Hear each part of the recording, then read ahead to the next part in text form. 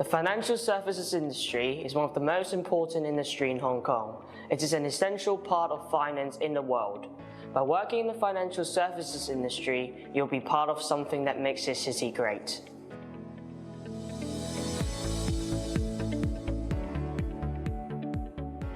I'm Arthur. I'm one of the participants in the job shadowing program organized by the FSDC. To be honest, I was only interested in joining the program because I want to write about an internship experience on my statement for university application.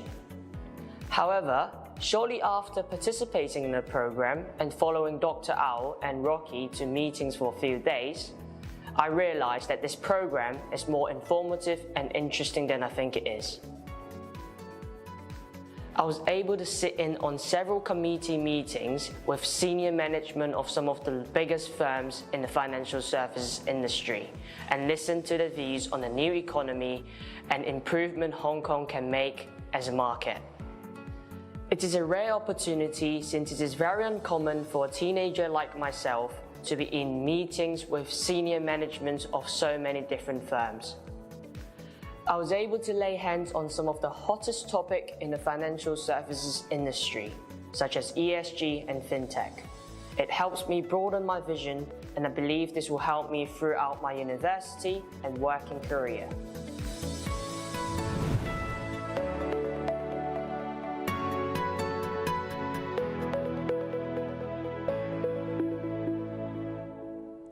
What you need to do is to immerse yourself in the world of finance. Finance is not just a career for those who are at the top, it's a way of life.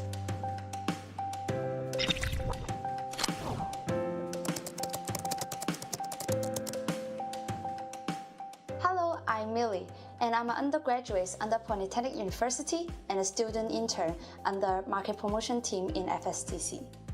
I consider myself a passionate, fun, outgoing and loyal person who can make friends easily, and I'm reliable in hitting deadlines with tight schedule. FSDC aims to promote its status as an international financial center, which I think market promotion is vital in this industry. During my internship period, my job duties are focusing on website enhancement and client relationship management, including using Embarco and SAP software. More importantly, I'm honored to assist in hosting annual report press conference in respect of setting up webinar and preparation of materials and so on. This valuable experience has broadened my horizon in the operation of financial sector. What I have learned is more practical that can apply to corporate world in the future, whereas what we have learned from school are more theoretic. After joining FSDC, I have a greater interest in the financial sector, not just in banking and finance, but more like in other aspects such as ESG and fintech.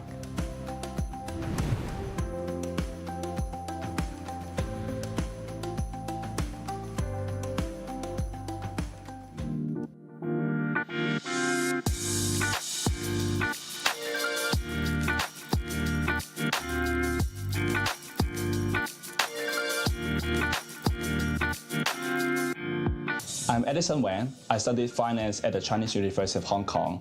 I'm an intermediary sales at an asset management company for 3 years.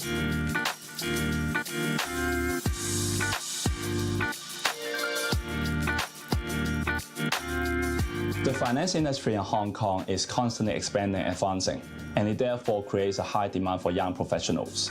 Thanks to the new technology and globalization, it moves the industry into a more exciting direction, and it allows me to learn something new every day. One of the best things about pursuing a career in the finance industry is, no matter where you start, there are always opportunities for you to grow and excel.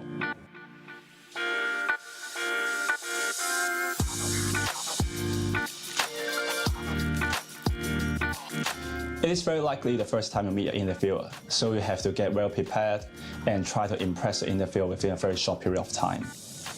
To get well prepared, you should do research on the company and interviewer if possible. It will give you a very thorough understanding of the company and to let yourself know how your background will make yourself a great fit to the company. Knowing the company is not enough. You have to let the interviewer know who you are and why the company has to hire you. So my tip here is the 1+3 framework. A key message of yourself plus the 3 pillars. The key message is basically who you are or what kind of person you are and why the company has to hire you. And the 3 pillars, knowledge, personalities, and experience, help you elaborate your key message. Last but not least, prepare smart questions for the interviewers. Interviews are two-way streets, so your interviewer would expect you to ask questions about the company and the team, and it also shows you have done the preparation work for the interview.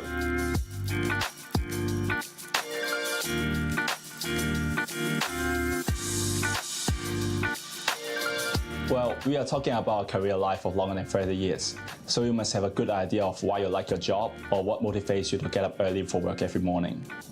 For me, dealing with people and dealing with changes are the reasons. Working in the investment industry, the market changes every day, so I have to cope with these challenges and changes so as to provide the best-in-class and the most suitable investment solutions to the clients.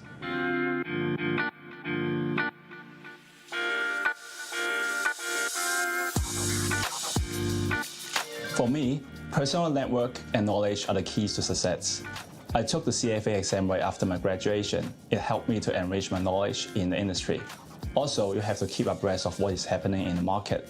For personal network, I'm not just talking about meeting people who are more senior to you, but also your peers. You will never know what is going to happen next. Taking myself as an example, I met my supervisor in a company event. That's how I got my job.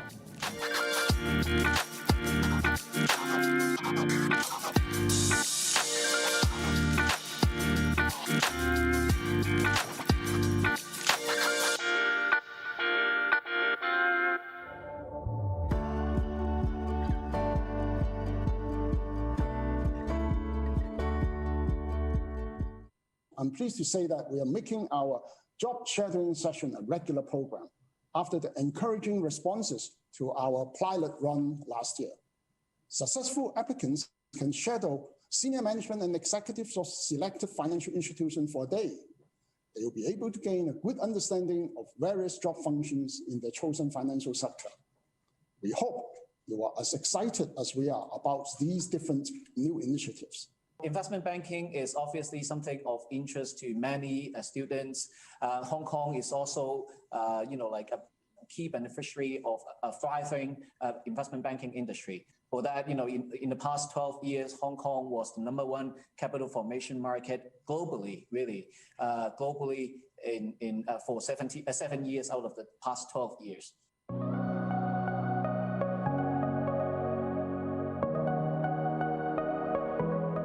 More recently, we saw more people, more students who come to CICC, especially for those university graduate with different majoring, including engineering, environmental science, even biochemistry, aerospace, architectures. That's the majors that I saw recently in the last batch of students joining CICC as a campus recruit. But having said that, most of them also try to get the second degree in like management or economics, that kind of mixture. And I think Rocky, we have the chance to talk about that. Our CEO and our COO, in fact, they are physics major students when they study in the universities.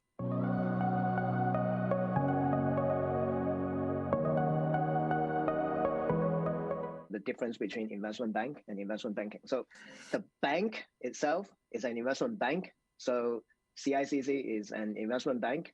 JP Morgan is an investment bank. Under that or within that bank, that investment bank, you have different key functions. You have or departments, or business lines. You have asset management. You have research. You have private banking. You have trading or markets. And then you have investment banking. So investment banking is one of the key business lines within an investment bank.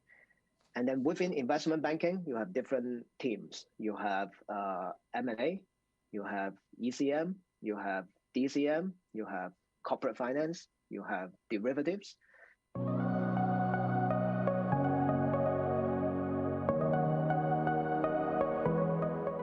I guess our student would heard that ranking those from the number 1 to number bottom, those at the bottom will face the risk being dismissed. And this is really the downside. But even there is such a downside, why so many people are coming in to investment bank? I think more importantly is because of the competitive environment.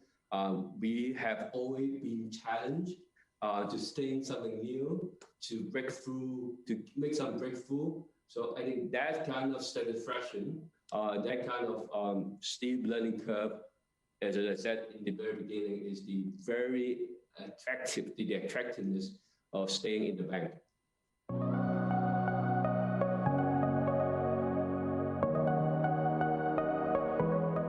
The strong desire to succeed, being able to work under pressure, interpersonal skills, that's very important, interpersonal skill or communication skills, because you need to be able to present your idea, articulate your idea very clearly, whether internally or to the clients. So I think again, those are the qualities that we would be looking for when we do recruiting. Yeah. And if I can add one more point, which is critical thinking, see beyond the surface as to what is behind many of the issues or problems that we look at. So critical thinking is another point that I would add. A reminder for the students that if you are interested in investment banking or in investment bank in general, you need to start early. You need to start really early.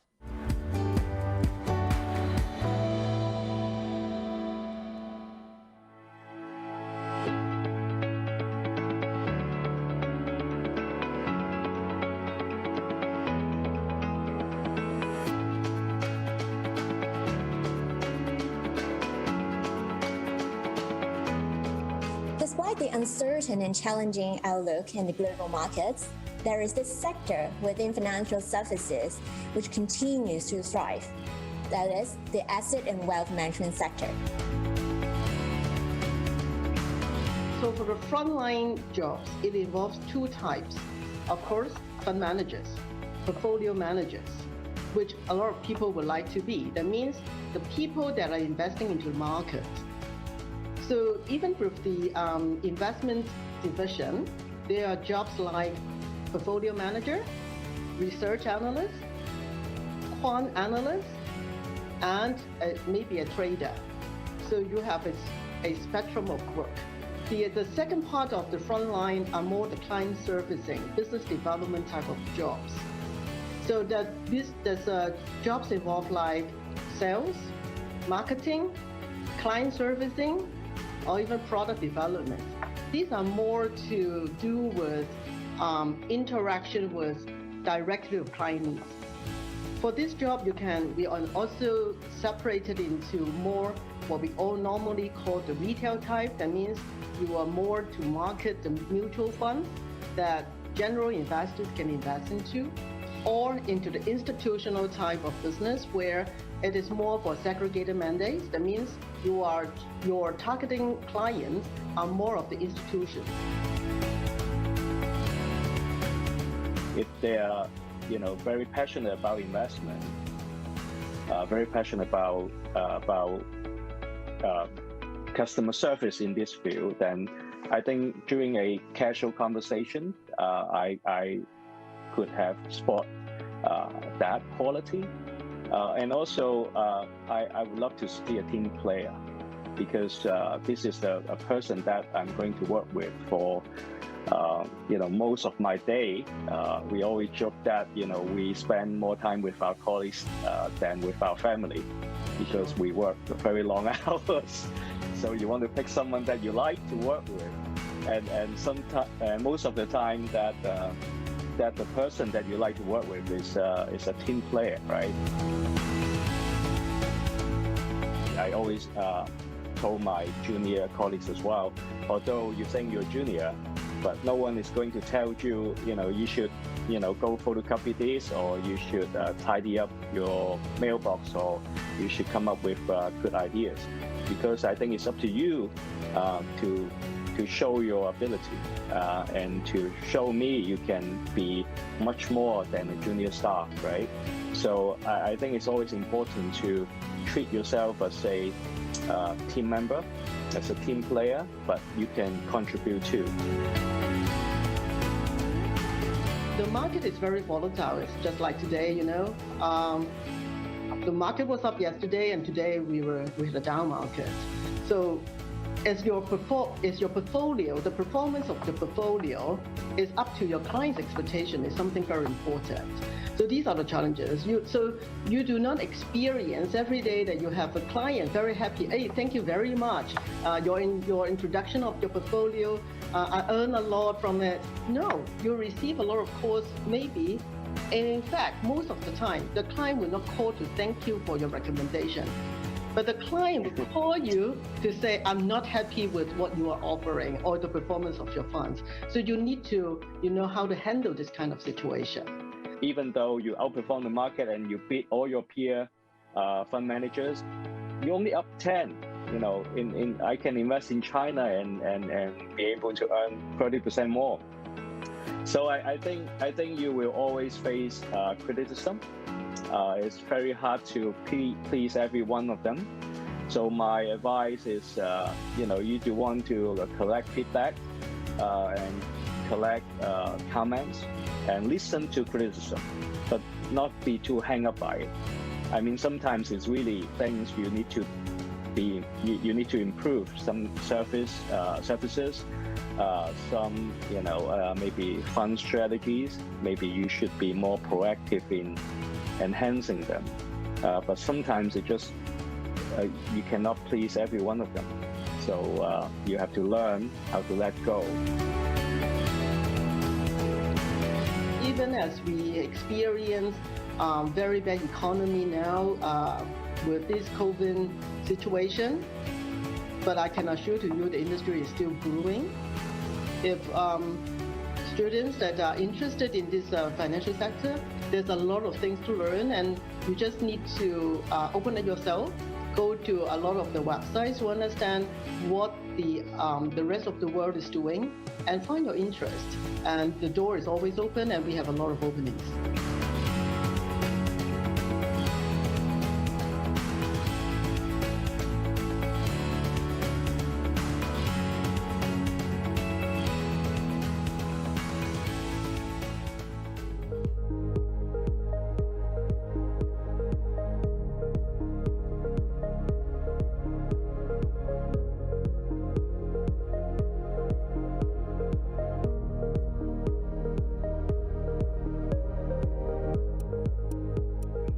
Now, as we all know, fintech has garnered much traction in Hong Kong over recent years, particularly so in the past year when the global pandemic has, in a way, catalyzed the adoption of technology in our day-to-day life, as well as in how financial services are provided, which I'm sure many of you are very interested in learning more about.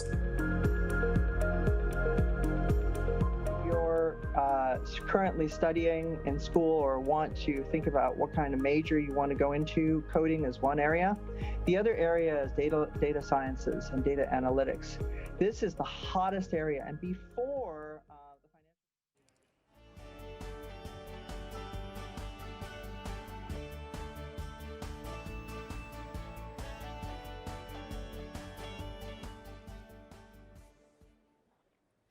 Good morning, everyone. The annual FSDC Career Day is about to begin in 10 minutes.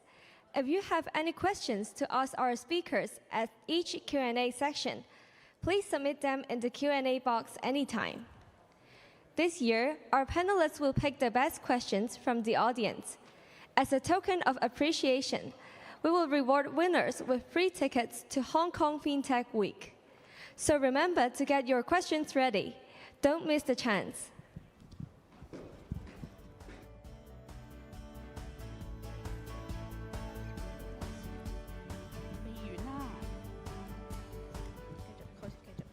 Similar to last year, we will have 2 panel discussions after the keynote speech and the Career Clinic section after the closing remarks. You can see the participating companies who are already on screen. We do encourage everyone to grab this opportunity and get most of the career day by listening to our speakers and reaching out to the HR professionals at the HR career booths for career tips. For those who will schedule a booking appointment at the Career Clinic, please ensure you click the login link provided after the conference. Corporate representatives would initiate the meeting with you according to the meeting schedule.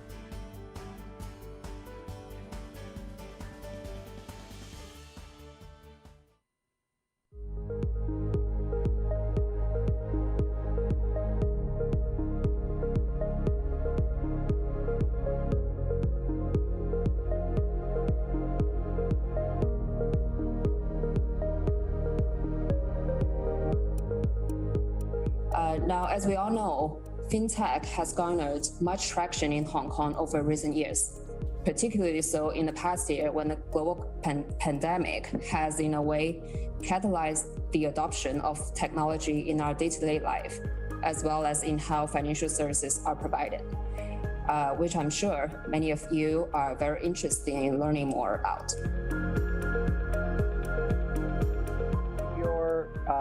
Currently studying in school or want to think about what kind of major you want to go into, coding is one area. The other area is data sciences and data analytics. This is the hottest area, and before the financial crisis, I couldn't hire a single data scientist at all, and they were like calling for huge salaries. So anybody that knows how to analyze data and can interpret it and help companies use their data in a better manner, that's a very, very hot area. People that have a control background, either accountants, lawyers, consultants, are definitely needed in the fintech area. The first myth to bust is running a bad company or running a startup company does not mean you run a badly controlled company. You need to run a good controlled company, and you need to have checks and balances in place. But the second myth I want to bust is fintech is a fascinating area, but it, like any other job, has its ups and downs. It can be sexy. And it can be bloody boring. You still have to do the bloody boring. It's not going to be sexy every day. It could be just sitting there and reviewing papers. I'll end with the last myth in terms of, God, you'll make a lot of money. Well, guess what? If you don't make your startup or your company profitable, you're not going to make a lot of money. So don't expect it. The big myth is this product will save us. It won't. Because at the end of the day, if you're a tech company, the only thing that makes you successful is the people in your organization to bring that tech to market. It is still fundamentally a people business. Critical thinking is a skill set that I think people have badly dropped the ball on, and the ability to go in and analyze and pick things apart and really see both sides of the argument. Next one, data analytics and visualization. You should know how to read data, interpret it, present it, synthesize it. Whatever job you do, that's the language of business. Communication, very, very important, both verbal and written. This is the ability to be concise, clear, compelling, and do it in different scenarios, whether it's networking, sales, negotiation, persuading people, project management. That's the ability to lead, embrace an ownership mindset. Really know how to manage different stakeholders, manage up, manage down, manage sideways. Digital literacy is very important. Read up on key technologies, understand what their applications are in the real world. The more you understand from a digital literacy perspective, the more you can speak the language of what is the new world of business. Emotional intelligence, this is really important. This is cross-cultural and interdisciplinary awareness. Along with that is what I would call emotional resilience. That is the ability to handle rejection, failure, and critical feedback. Commercial acumen, very important. You have to have the ability to translate all great ideas into what it means for someone else. And then I would say your strong personal brand. A lot of people in this environment are obviously building their profiles. They're on LinkedIn. Be careful how you build your profile on LinkedIn. I have eaten so much crap on my journey, and I have been rejected so many times. That has made me the person I am today. Because rejection is not failure. It's just part of business, and it's just life, and it's okay. And the sooner you learn to accept that, the better. I see it also as the hotbed to work with other countries, to be a connector with China to other countries, and to continue work in this area. But what we really need is we need people and young people out there to develop skills in programming. We need young people to get into this area, into fintech, and start learning. And hey, if you're a self-taught developer, great. As long as you can develop and as long as you can write code, there are companies that need to hire these people.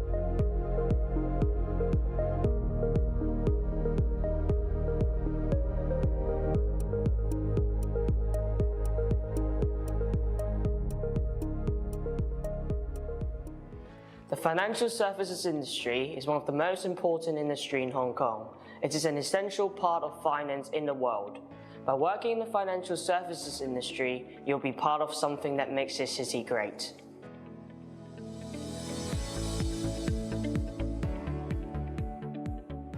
I'm Arthur.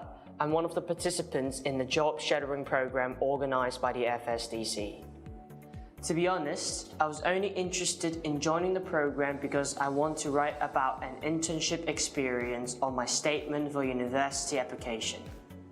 However, shortly after participating in the program and following Dr. Au and Rocky to meetings for a few days, I realized that this program is more informative and interesting than I think it is. I was able to sit in on several committee meetings with senior management of some of the biggest firms in the financial services industry and listen to their views on the new economy and improvement Hong Kong can make as a market. It is a rare opportunity since it is very uncommon for a teenager like myself to be in meetings with senior management of so many different firms. I was able to lay hands on some of the hottest topics in the financial services industry, such as ESG and fintech. It helps me broaden my vision, and I believe this will help me throughout my university and working career.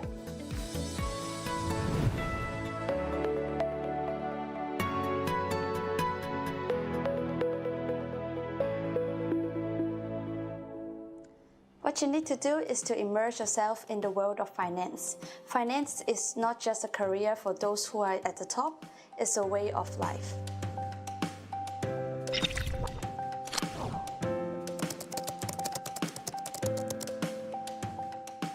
Hello, I'm Millie, and I'm an undergraduate under Polytechnic University and a student intern under Market Promotion Team in FSDC. I consider myself a passionate, fun, outgoing and loyal person who can make friends easily, and I'm reliable in hitting deadlines with tight schedule. FSDC aims to promote its status as an international financial center, which I think market promotion is vital in this industry. During my internship period, my job duties are focusing on website enhancement and client relationship management, including using Embarco and SAP software. More importantly, I'm honored to assist in hosting any report press conference in respect of setting up webinar and preparation of materials and so on. This valuable experience has broadened my horizon in the operation of financial sector. What I have learned is more practical that can apply to corporate world in the future, whereas what we have learned from school are more theoretic. After joining FSDC, I have a greater interest in the financial sector, not just in banking and finance, but more like in other aspects such as ESG and fintech.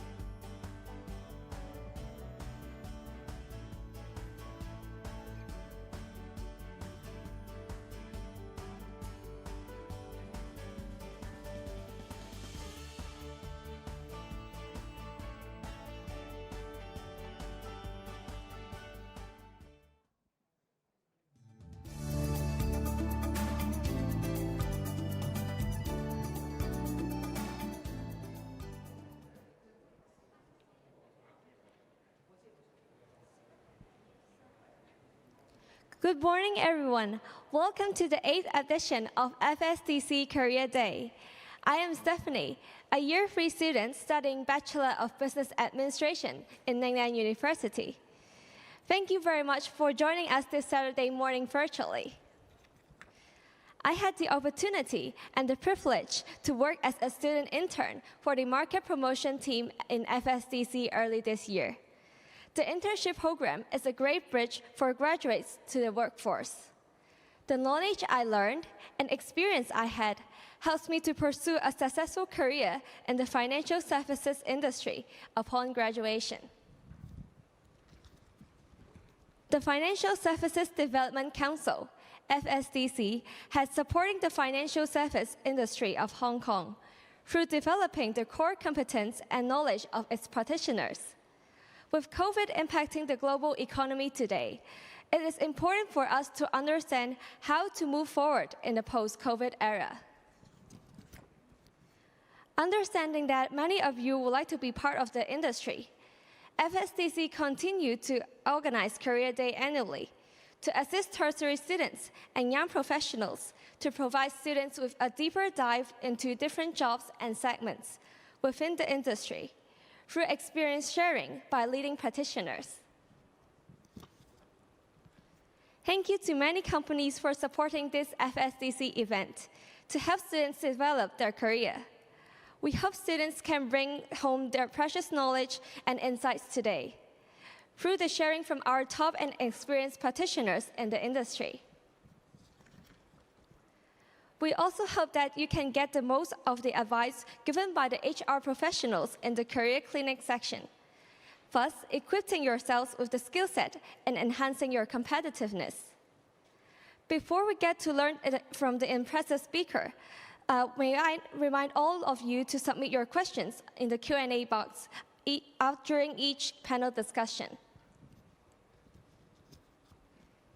At the same point, we will launch instant polling to receive your feedback on the section. Please participate and share with us your thoughts. Thank you. Without further ado, may we now invite Mr. Lawrence Lee, Chairman of Financial Services Development Council, to give us the opening remarks. Mr. Lee, please. Lingland is a wonderful university, and I'm sure when we took you on as an intern, we didn't tell you that you have to work Saturdays. That is, however, a bit common in the financial industry, so perhaps that's the first thing I'll share, is that while exciting our industry is, our working hours are a bit erratic, and that's only really compensated by how much you will learn and how rewarding the experience is going to be. Welcome again to the Financial Services Development Council's Career Day 2021. This year, we're pleased to have Ms. Bonnie Chan, formerly a director of the FSDC, a convener of one of our committees, and now at the head of listing at the Hong Kong Stock Exchange. She will be our keynote speaker and will be sharing her career stories with us. I, for one, am looking forward very much to hear it and to use it as an example to the law students that I will meet as to how they really shouldn't become litigators and should go to finance proper. At the end of this morning, we will have Mr. Christopher Hui, Secretary for Financial Services and the Treasury, who will be delivering the closing remarks.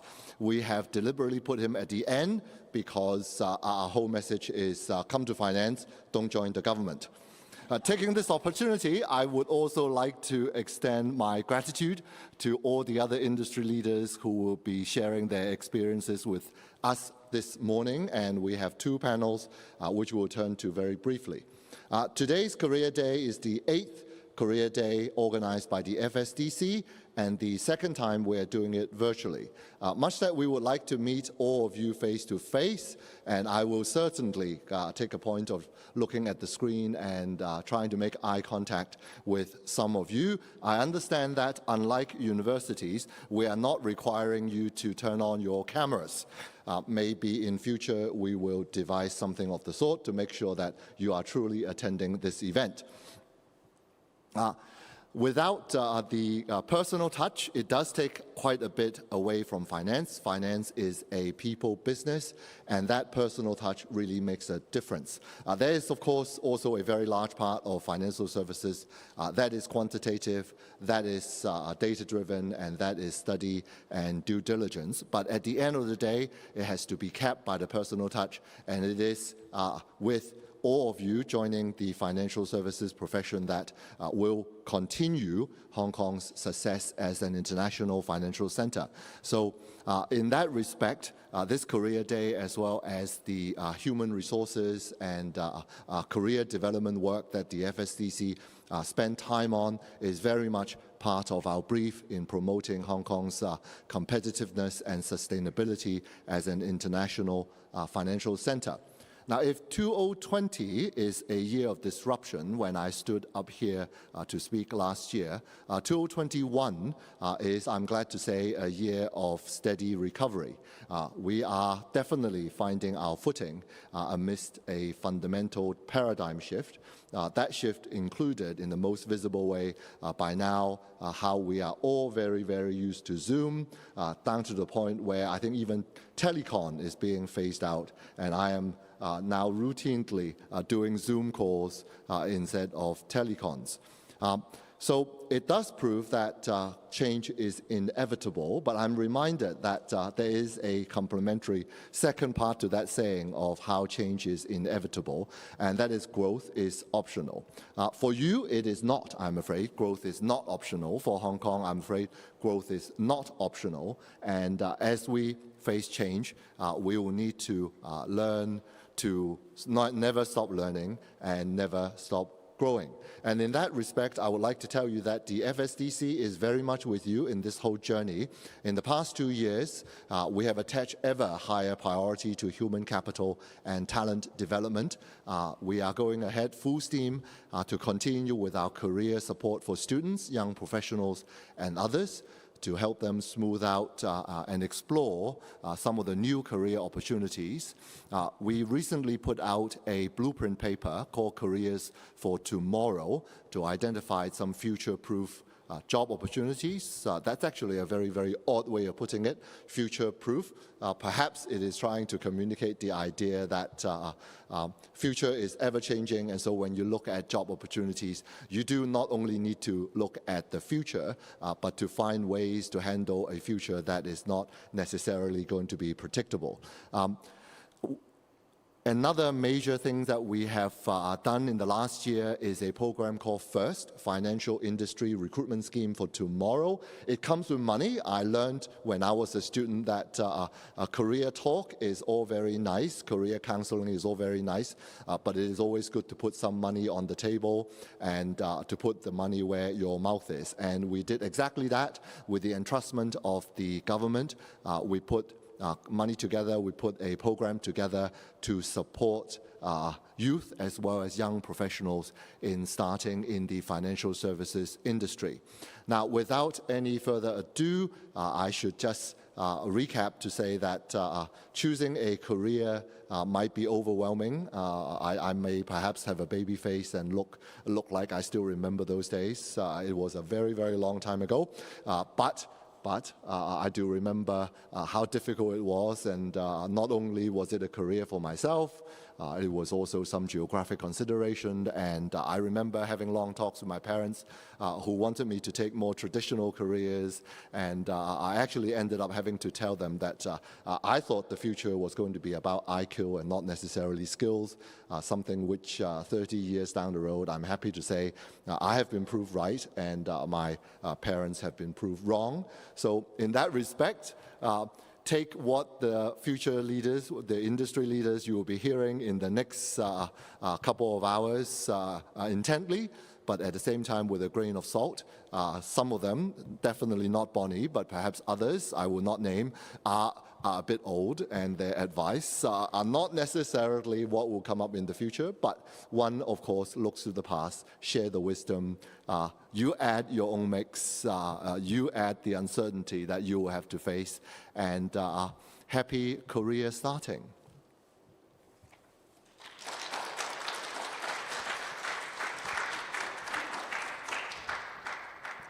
Ladies and gentlemen, the FSDC is honored to have the head of listing at the Hong Kong Exchange and Clearing Limited, Ms. Bonnie Chan, to have a keynote address. My story, career path, and key lessons learned. Ms. Chan has over 25 years of experience in legal and financial services. Please join me in a round of applause for Ms. Chan and welcome her to the stage.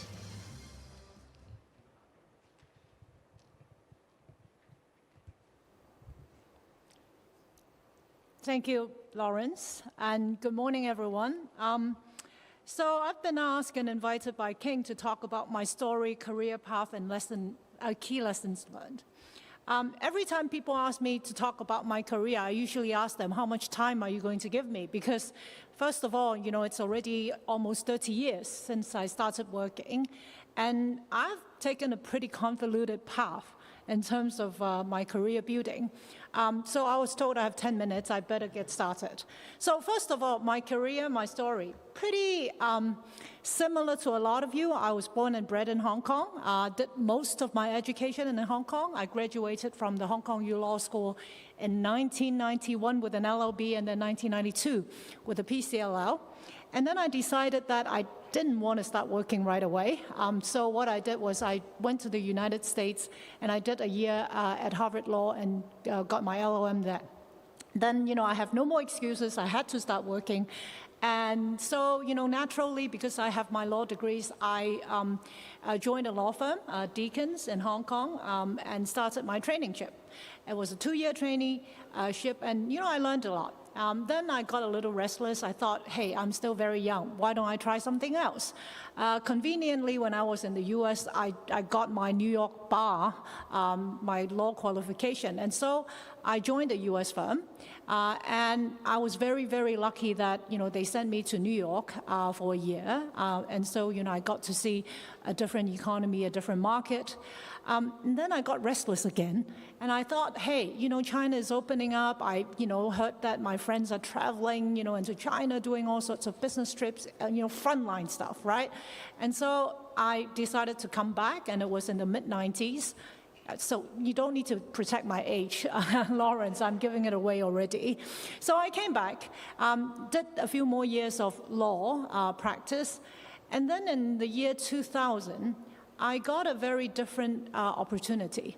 I was working on a deal for an investment bank, and it was really tough. I remember there was a stretch of maybe 6 days I didn't actually go home to sleep. I was, taking naps at the office. And so the banker said, well, this is a machine. We better hire her. It's good value for money.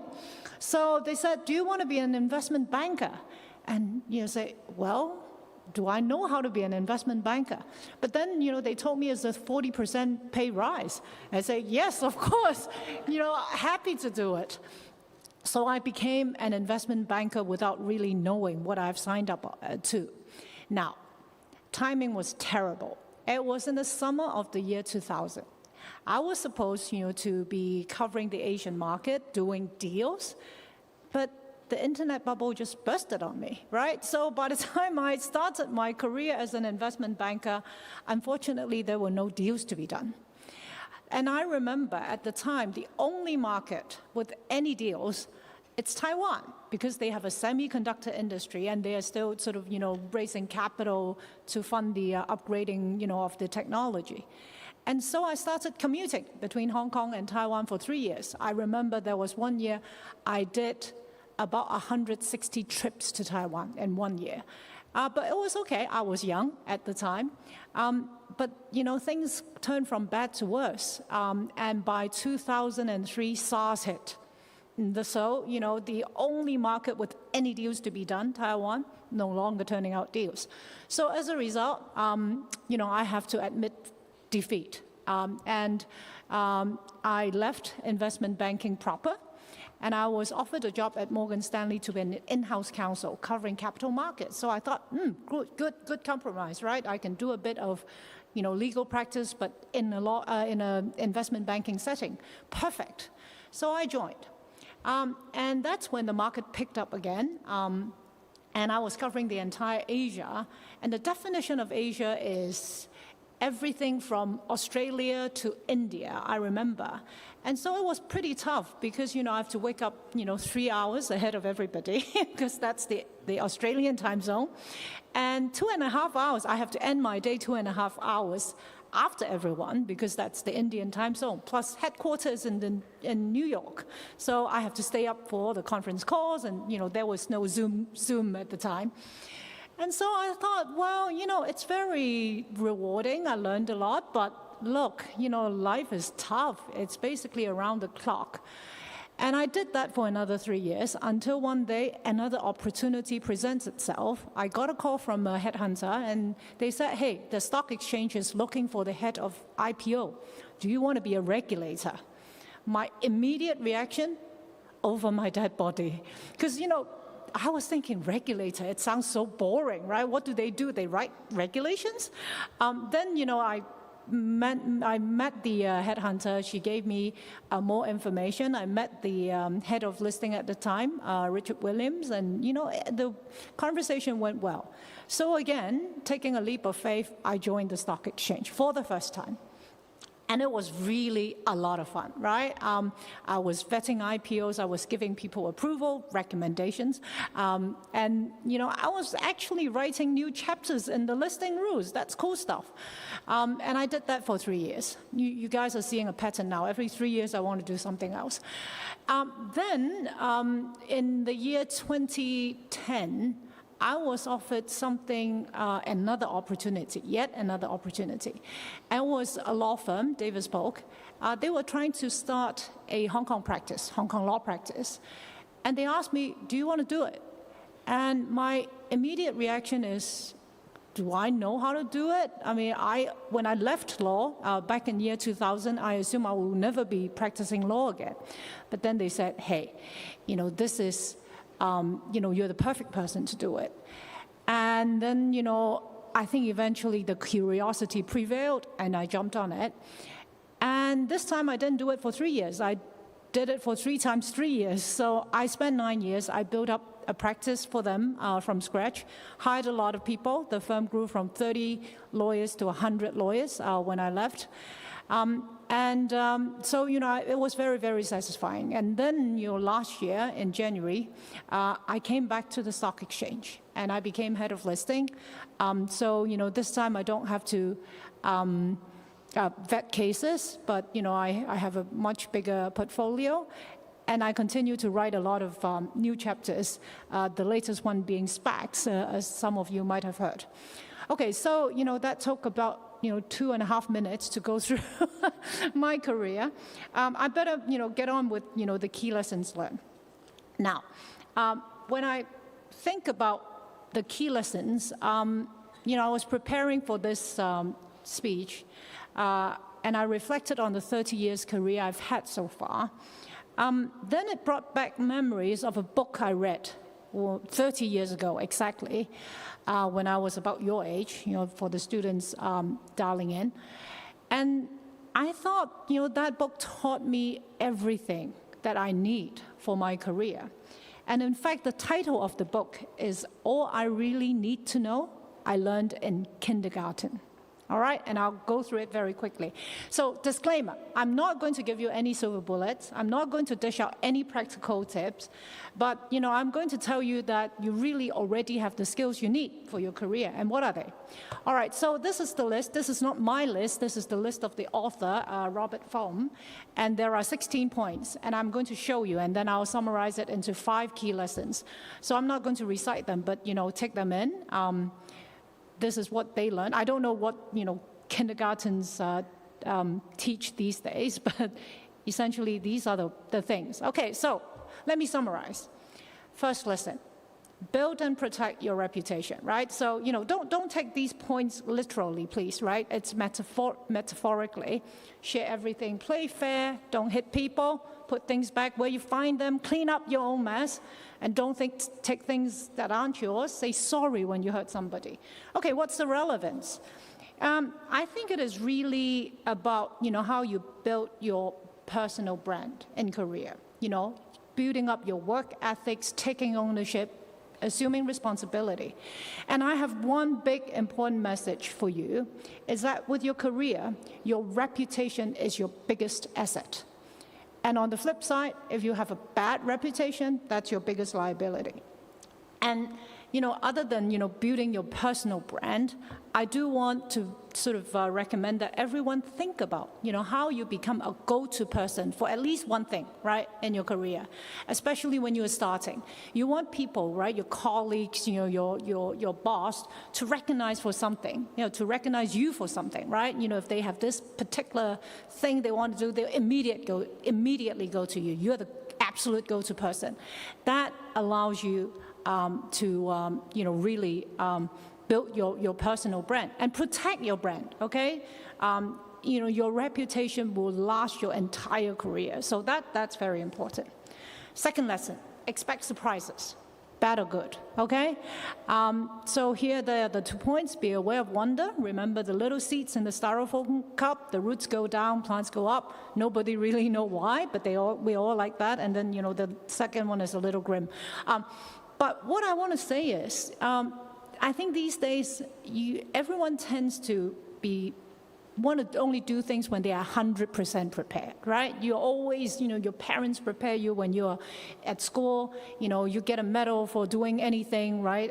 Well, I want to tell you, you will never be fully prepared in career, right? And you should expect the surprises. For example, in my career, I don't know how many downturns and financial crises I've seen. You just learn to cope, and you learn to fail. You learn to deal with failures and setbacks, and that's how you grow stronger. And when I say good surprises, these days, oftentimes, when I offer an opportunity, to someone in my staff, sometimes they push back. They say, "Boss, I'm not really sure I know how to do it." And I said, well, but this is a great opportunity, right? You don't need to be 100% prepared. And so I do want people to, all of you to have an open mind, embrace the surprises, whether they are good or bad, take the opportunity. And, in my example, oftentimes it's about taking that leap of faith. Third thing, stay curious and don't stop learning. Okay, so this one says, remember the Dick and Jane books. I don't know the Hong Kong equivalent to Dick and Jane books, but the first word you always learn is look, right? Take a look at things, right? Figure it out. Don't be confined by the fear of failing, right? Sometimes the fear of failing creates a very small comfort zone. And it's worked for me. I always want to, figure things out. And in this regard, I also want to sort of share some observation. I think, at least, in my network, most of the leaders in organization, there's one thing in common. A lot of them has been posted in a foreign office during their career. And being posted in a foreign office is actually a big undertaking, right? You're going to foreign places, you need to build things from scratch, you need to build a new network. But if you stay curious and you don't stop learning, you can do it. And that places you in a very, very compelling position in your future career advancement. All right, next one. Make friends along the way, right? When you go out into the world, watch for traffic, hold hands, and stick together. Now, building a network is very, very important. I've made a lot of friends in, the different places that I've worked at. And a lot of the colleagues, when I met them, 30, 25 years ago, they're very junior. They're now occupying extremely powerful positions in their respective organizations. And they are great help, in terms of, me bouncing off ideas, getting things to work, right? Or starting a project, drawing resources. So I do suggest that you make friends along the way. And the flip side, obviously, don't make enemies along the way as much as you can avoid that. Last one. I don't think I can end any career talk without talking about work-life balance. Now, here there are 3 points. I'll start with the second one. Live a balanced life, learn some, drink some, draw some, paint some, sing and dance and play and work every day. Now, I think this work-life balance term has been so misunderstood. Because most of the time when people think of balance, there's an image in their mind, it's a scale, right? And it's sort of like, balance, meaning it's 50% here, 50% there, it's equal weight. It is not like that. Balance is something like, to me, it's like cooking a dish. It's very balanced, right? That's what Jamie Oliver said all the time. What does that mean? It doesn't mean, you have equal portions of salt and sugar and, everything. And everyone has a different idea of balance, and you should not feel that, if I don't play as hard as the next person, then I have no balance. Figure out what works with you. And the other thing I want to say is, it's not a static thing, right? We achieve work-life balance over a very long time horizon. So in my example, I think I worked extremely, extremely hard in the initial sort of 10, 15 years in my career. Now, and I earned the liberty to do more things outside of work now that I'm in my third decade, in the third decade of my career. So think about work-life balance with a longer time horizon. That gives you more latitude and more freedom. And the other 2 points here, warm cookies and cold milk and take a nap every afternoon. I'm not suggesting literally that you take a nap every afternoon at work. It's about rewarding yourself, with cookies and cold milk and whatever, you fancy. That gives you the motivation and keeps it up. And taking a break, right? You do need to recharge yourself and not allow yourself to get burnt out too quickly. I know time is up, but to wrap up, I do want to sort of, take out my crystal ball and tell you what to expect. It's good news. First of all, you are in huge demand. I want to tell you that. The human capital situation in Hong Kong, I think, every person I've talked to in the last few weeks have been saying, we need to hire people, right? So you have a lot of opportunities ahead of you. You're in huge demand.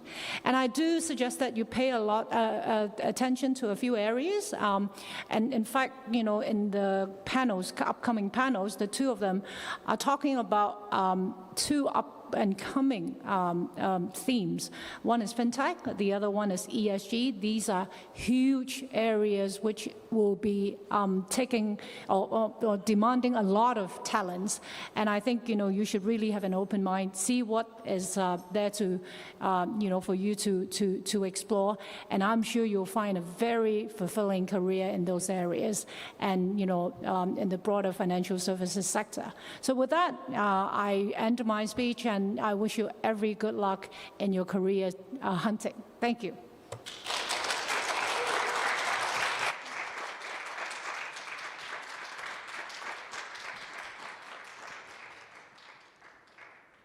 Thank you very much for inspiring sharing and stories, Ms. Chen.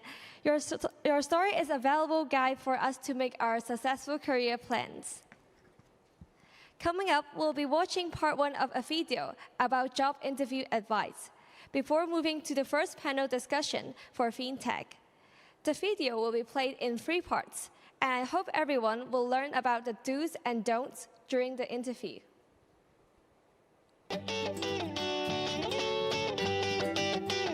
Performing well in an interview can increase your chance of receiving a job offer. Knowing what to do and what not to do can be the difference between receiving a job offer and losing an opportunity. The list of things that you must do ahead of an interview.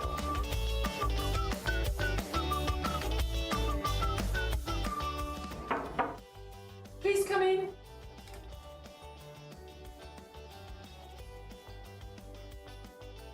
Nice to meet you. Nice to meet you too. Thank you. Hi Stephanie, thanks for coming in for this interview. My name is Feng Mei. I'm the HR manager for Financial Services Development Council. How about if we begin by you sharing a little bit more about yourself? Hello, my name is Stephanie. I am a new graduate of Business Management at the University of Hong Kong. I'm a cheerful person and enjoy making new friends, and I love learning new things. Recently, I'm learning a new language because I think it is important to be able to communicate with a wide variety of people. I enjoy yoga and running for my leisure times. This question seems simple, so many people fail to prepare for it, but it is crucial.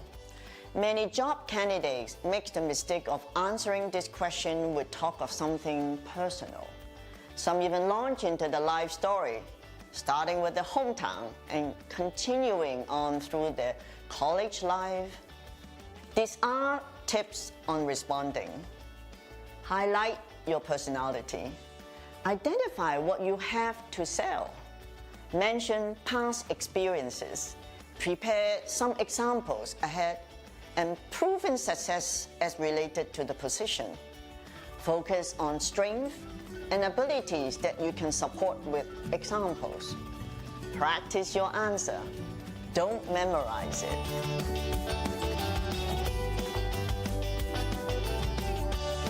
Can you tell me what you know about our organization?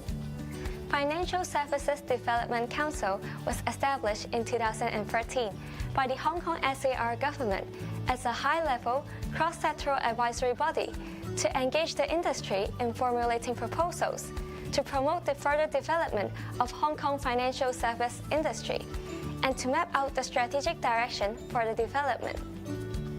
To ace this question, you have to thoroughly research your prospective employer and explain why you are the right cultural fit.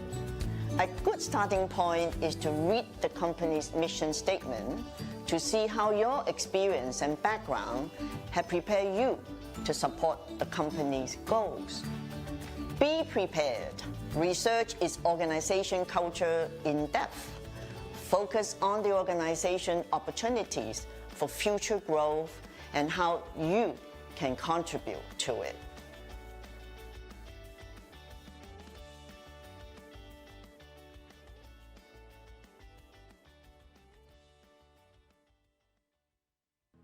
Financial service is the primary driver of a nation's economy that provides free flow of capital and liquidity in the marketplace. Come and explore the interesting financial service industry. Stand up and drive some changes.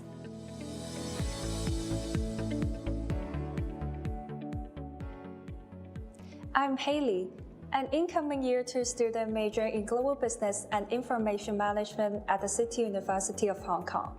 It is such a rewarding experience joining FSDC in the past 2 weeks. Everyone here is so caring.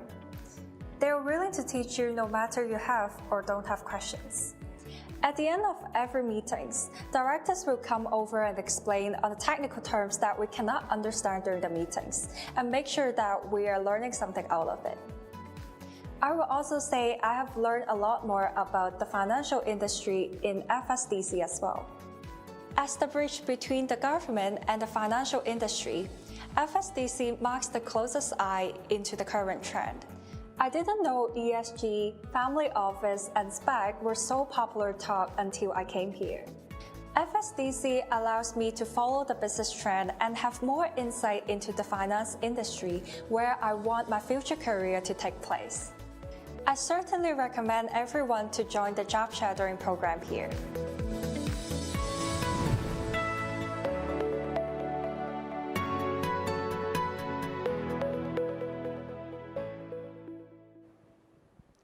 We hope the video has given you some insights and skills which you can apply in the future, and we will continue with it after the panel discussion. Now, we are pleased to enter the panel discussion section, FinTech. As a preeminent FinTech hub, Hong Kong is a strategically positioned gateway to Asia and GBA area, offering amazing scale-up and growth opportunities for global talent and entrepreneur innovation.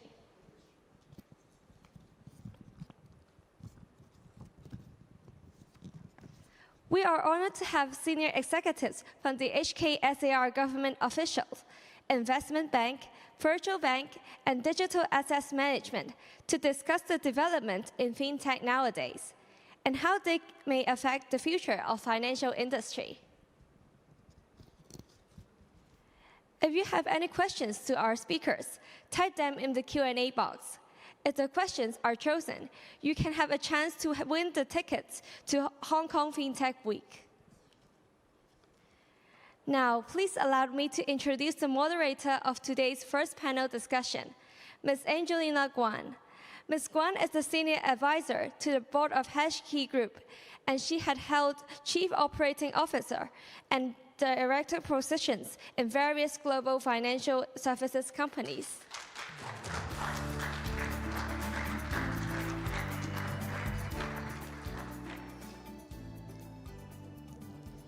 For the panelists today, first of all, we'll have Mr. Joseph Chen, Undersecretary for Financial Services and the Treasurer Bureau for Hong Kong for the Government of Hong Kong SAR.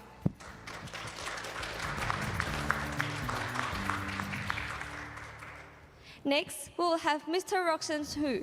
He is the Chief Executive Officer of ZA Bank.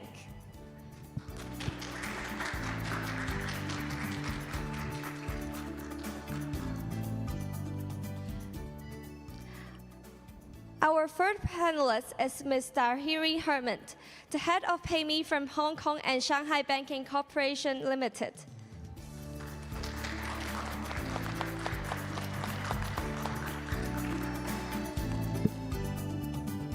Last but not least, we'll have Mr. Ernest Leung. He is the Group Chief Operating Officer at WeLab.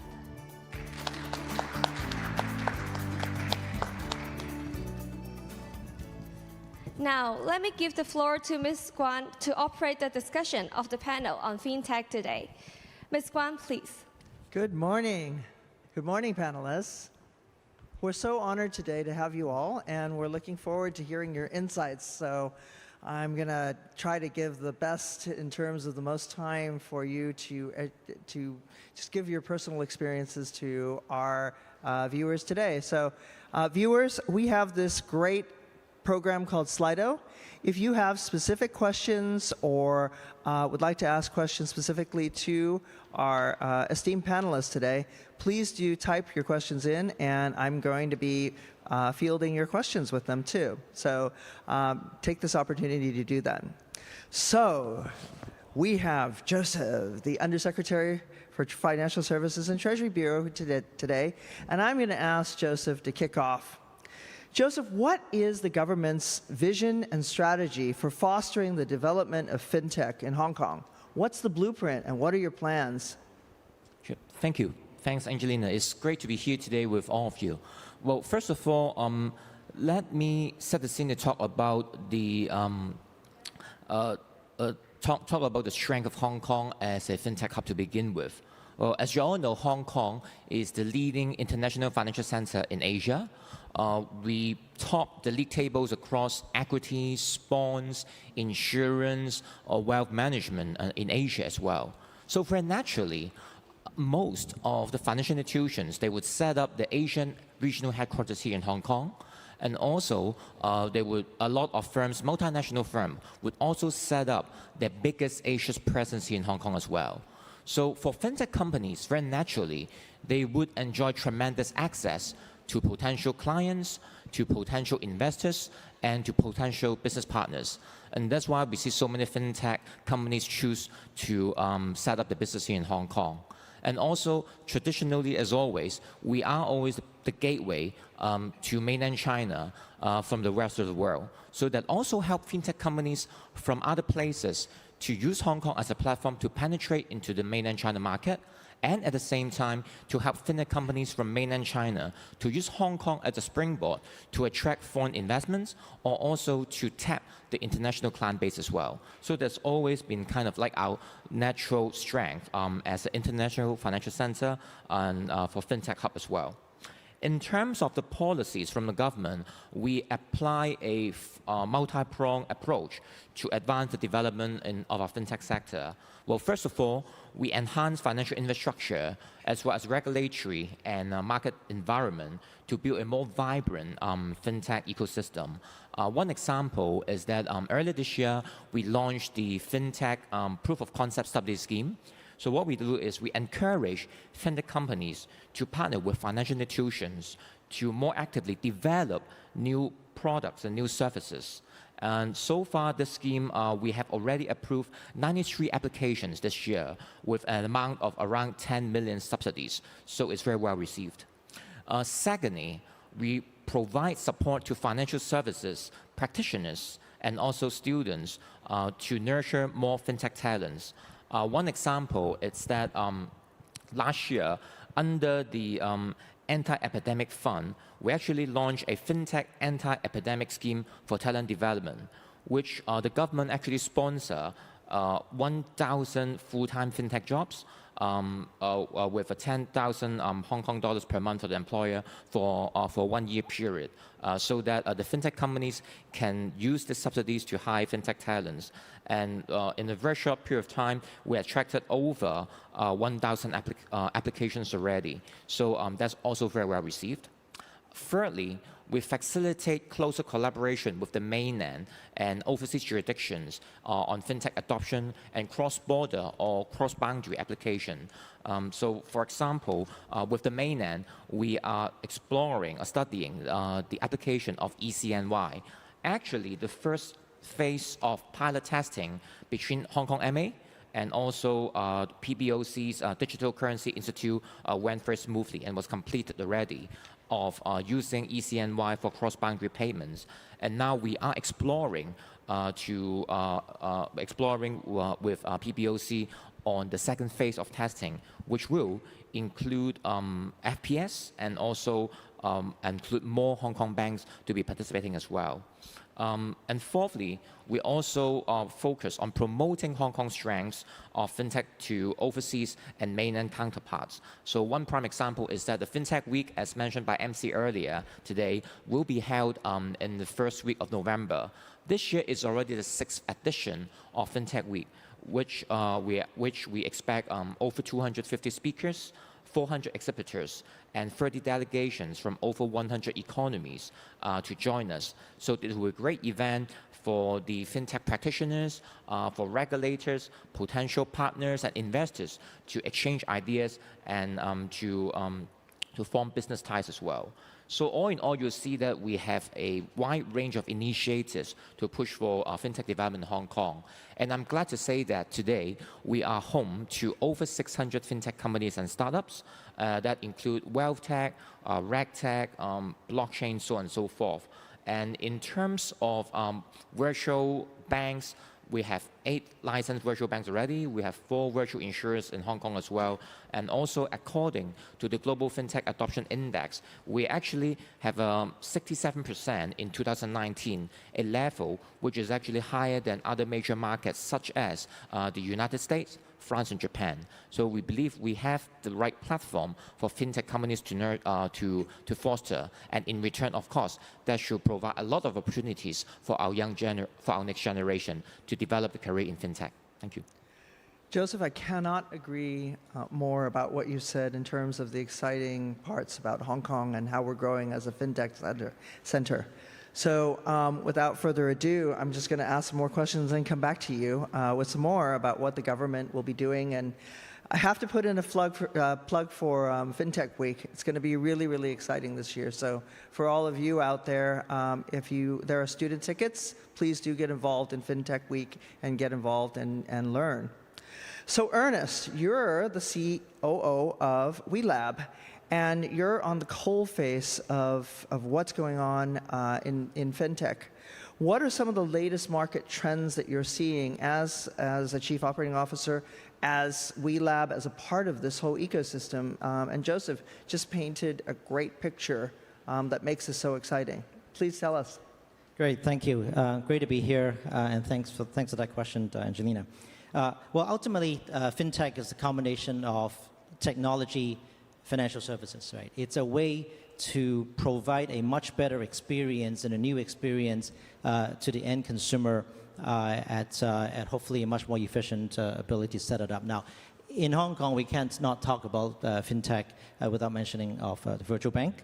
But more importantly, there are a few other areas worth noting is the use of data, collaboration with the GBA, and of course, beyond consumer, there's actually a B2B argument for financial technologies as well.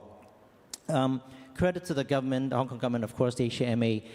Hong Kong is a few years ahead in terms of establishment of virtual banking.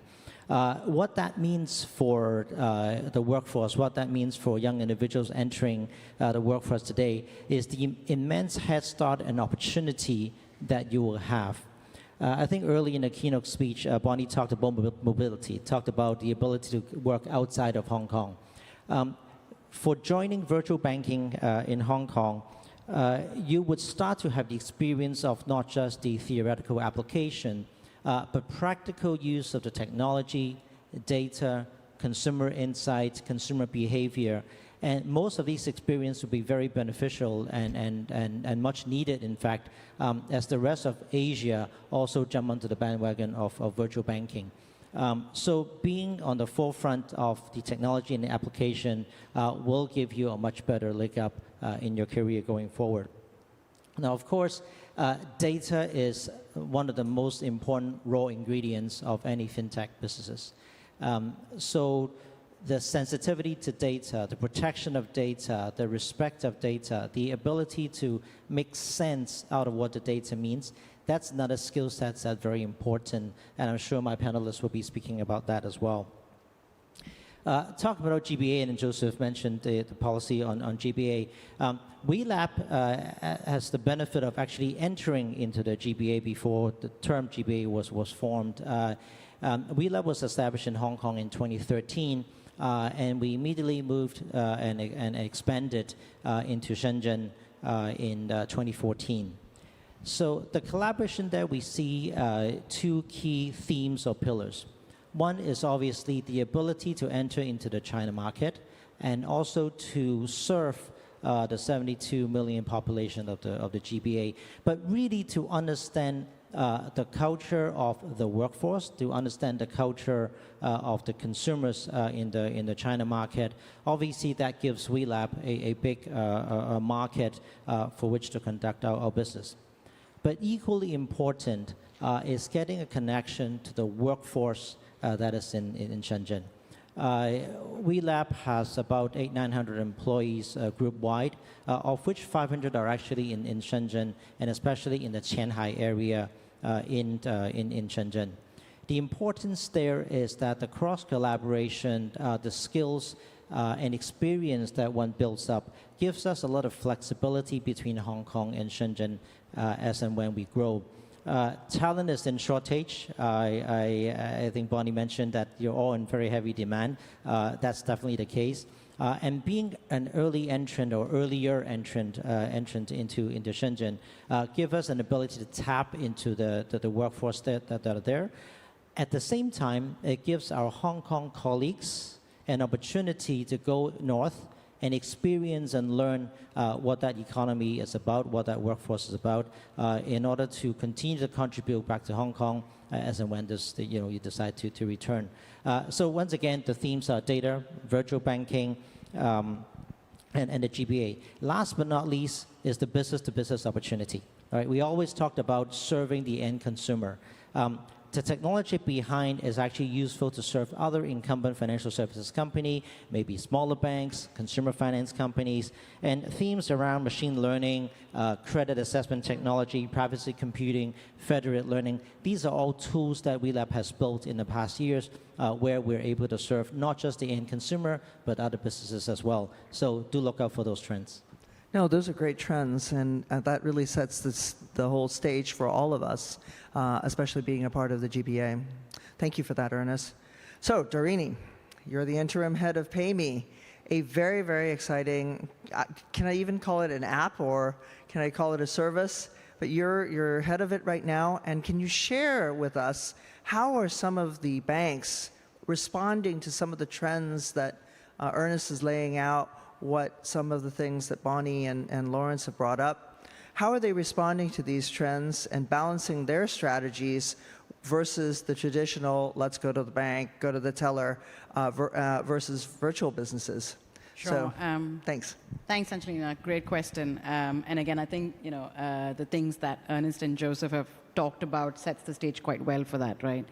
I want to start by picking up on something that Ernest was talking about, which is a lot of the changes that we're seeing, the fundamental trend that's driving that is that shift in customer behavior, right? People of Hong Kong, whether as individuals or as businesses, are adopting technology at a pace that we've never seen before, right?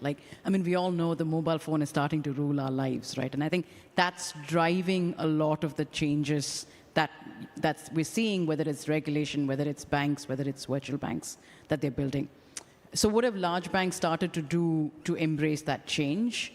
Number one, they're investing in technology and technology-backed capabilities at a scale we've never seen before, right? I mean, if you take HSBC, for example, the raft of enhancements we've come out with on our mobile banking app or a PayMe for that matter in the last 3 years versus the time before that is completely different, right? So it's really taking that journey of investment into technology and data to a whole new different scale.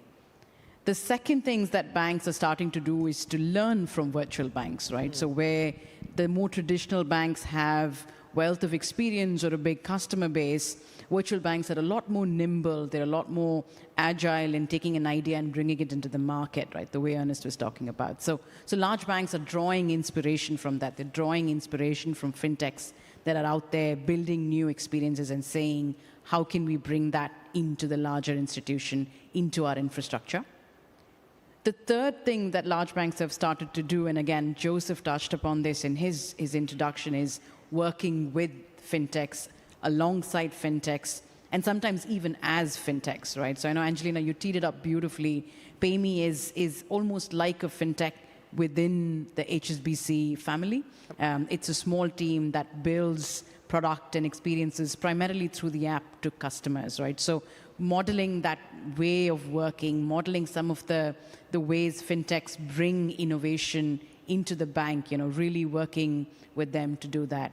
And also working with fintechs, right? I mean, globally, HSBC works with over hundreds of fintechs.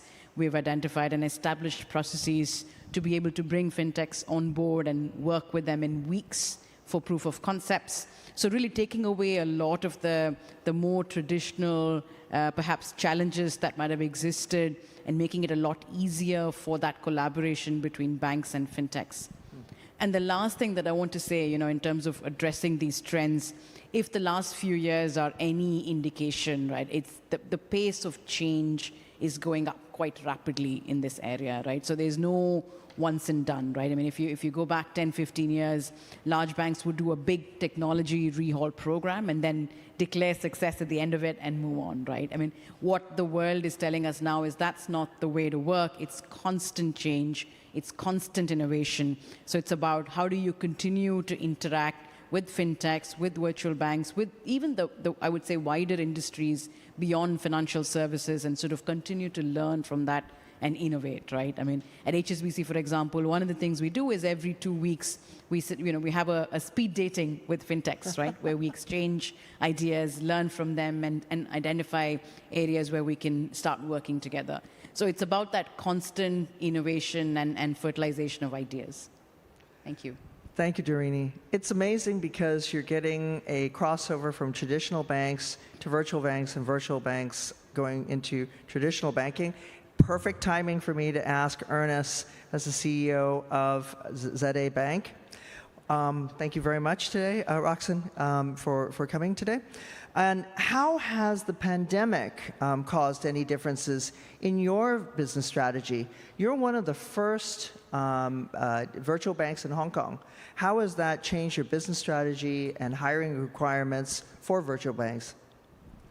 Good morning, all. I think the pandemic, in a way, it started back in early 2020, and it's, from a business point of view, part of a contingency plan because it's something that happens that we need to react immediately. And overall, it doesn't really have a big impact on the bank because we're ready for it. And I think to give a good example to all the students on screen, two actually. One. First is we started a bank from scratch, all working from home. I think that's one new thing to the market.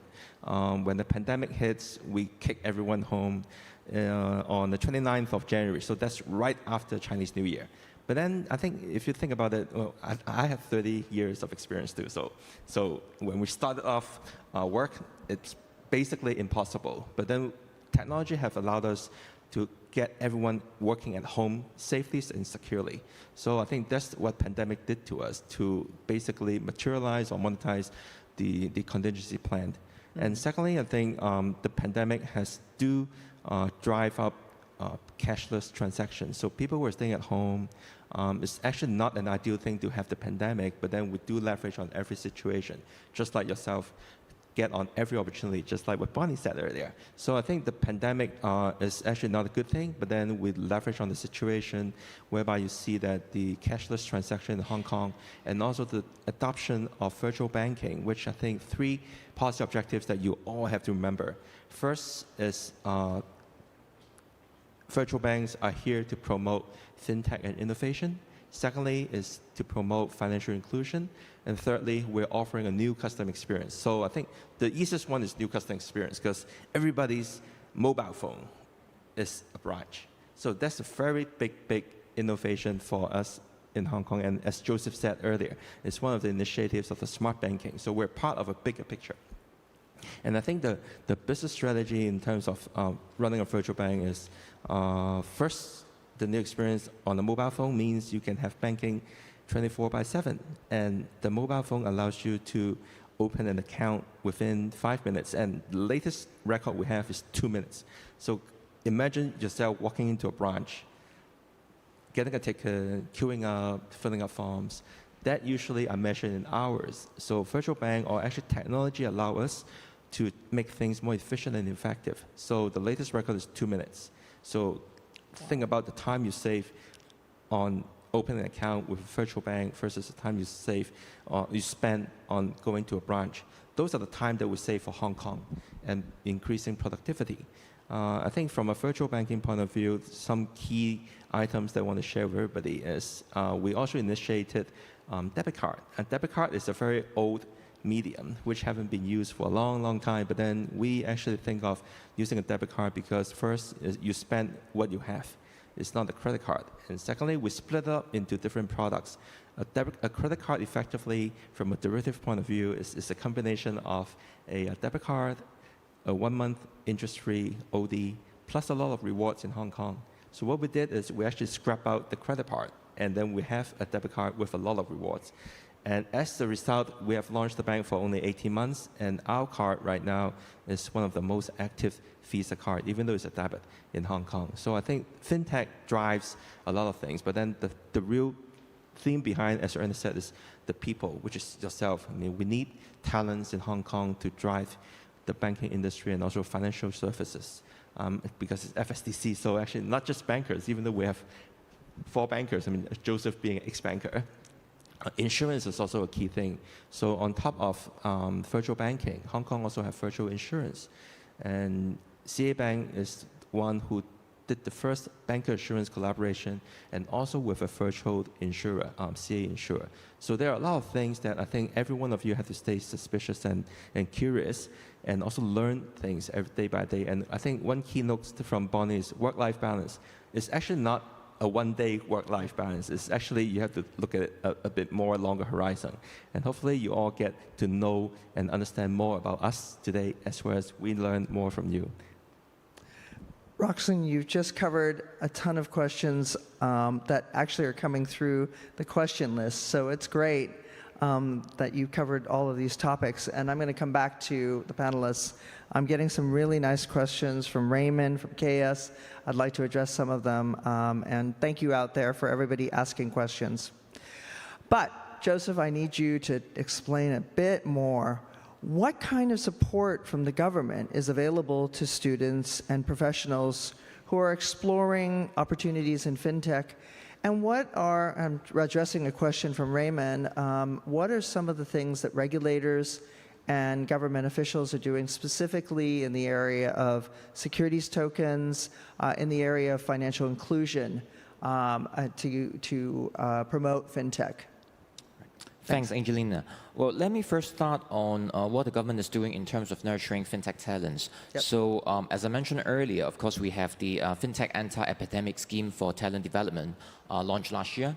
The other measure we launched last year was actually a financial practitioners fintech training program, which was launched in March last year. So we offer training courses through Cyberport actually to market practitioners in a wide range of fintech related subjects with over 1,200 financial practitioners joining us from banking sector, from insurance sector, and from securities industry as well.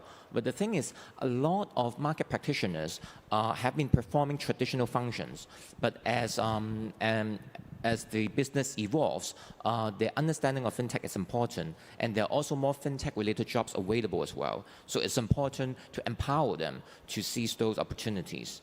And of course, why fintech talent is important is because at the end of the day, fintech is, to me, is a business combining innovation and also user experience. So at the end of the day, it's a people's business. And the government recognized that as well. That's why if you look at the policy address announced by the chief executive earlier this month, we also have measures on grooming fintech talents. One is that we are now exploring the development of professional qualification standards under the qualifications framework for the fintech sector, so that it will provide a clearer and accredited professional development ladder for employers and practitioners. The other measure announced in the policy address is that we will have more courses related to fintech to be included in the list of reimbursable courses under the Continuing Education Fund, so that we can attract more people to learn about fintech and eventually joining the industry as well. The other question you mentioned about is tokenization and other aspects in regulations. I know time is running, but I'll just touch on it very quickly. At the moment, we have a voluntary system for a virtual asset trading platform to get license from SFC, but we are looking into establishing a regime for virtual asset trading services or activities. We plan to submit such a legislative proposal to LegCo next year for the discussion. So in that aspect, on one hand, we'll have a more clear and regulated environment for virtual asset operators to operate here in Hong Kong.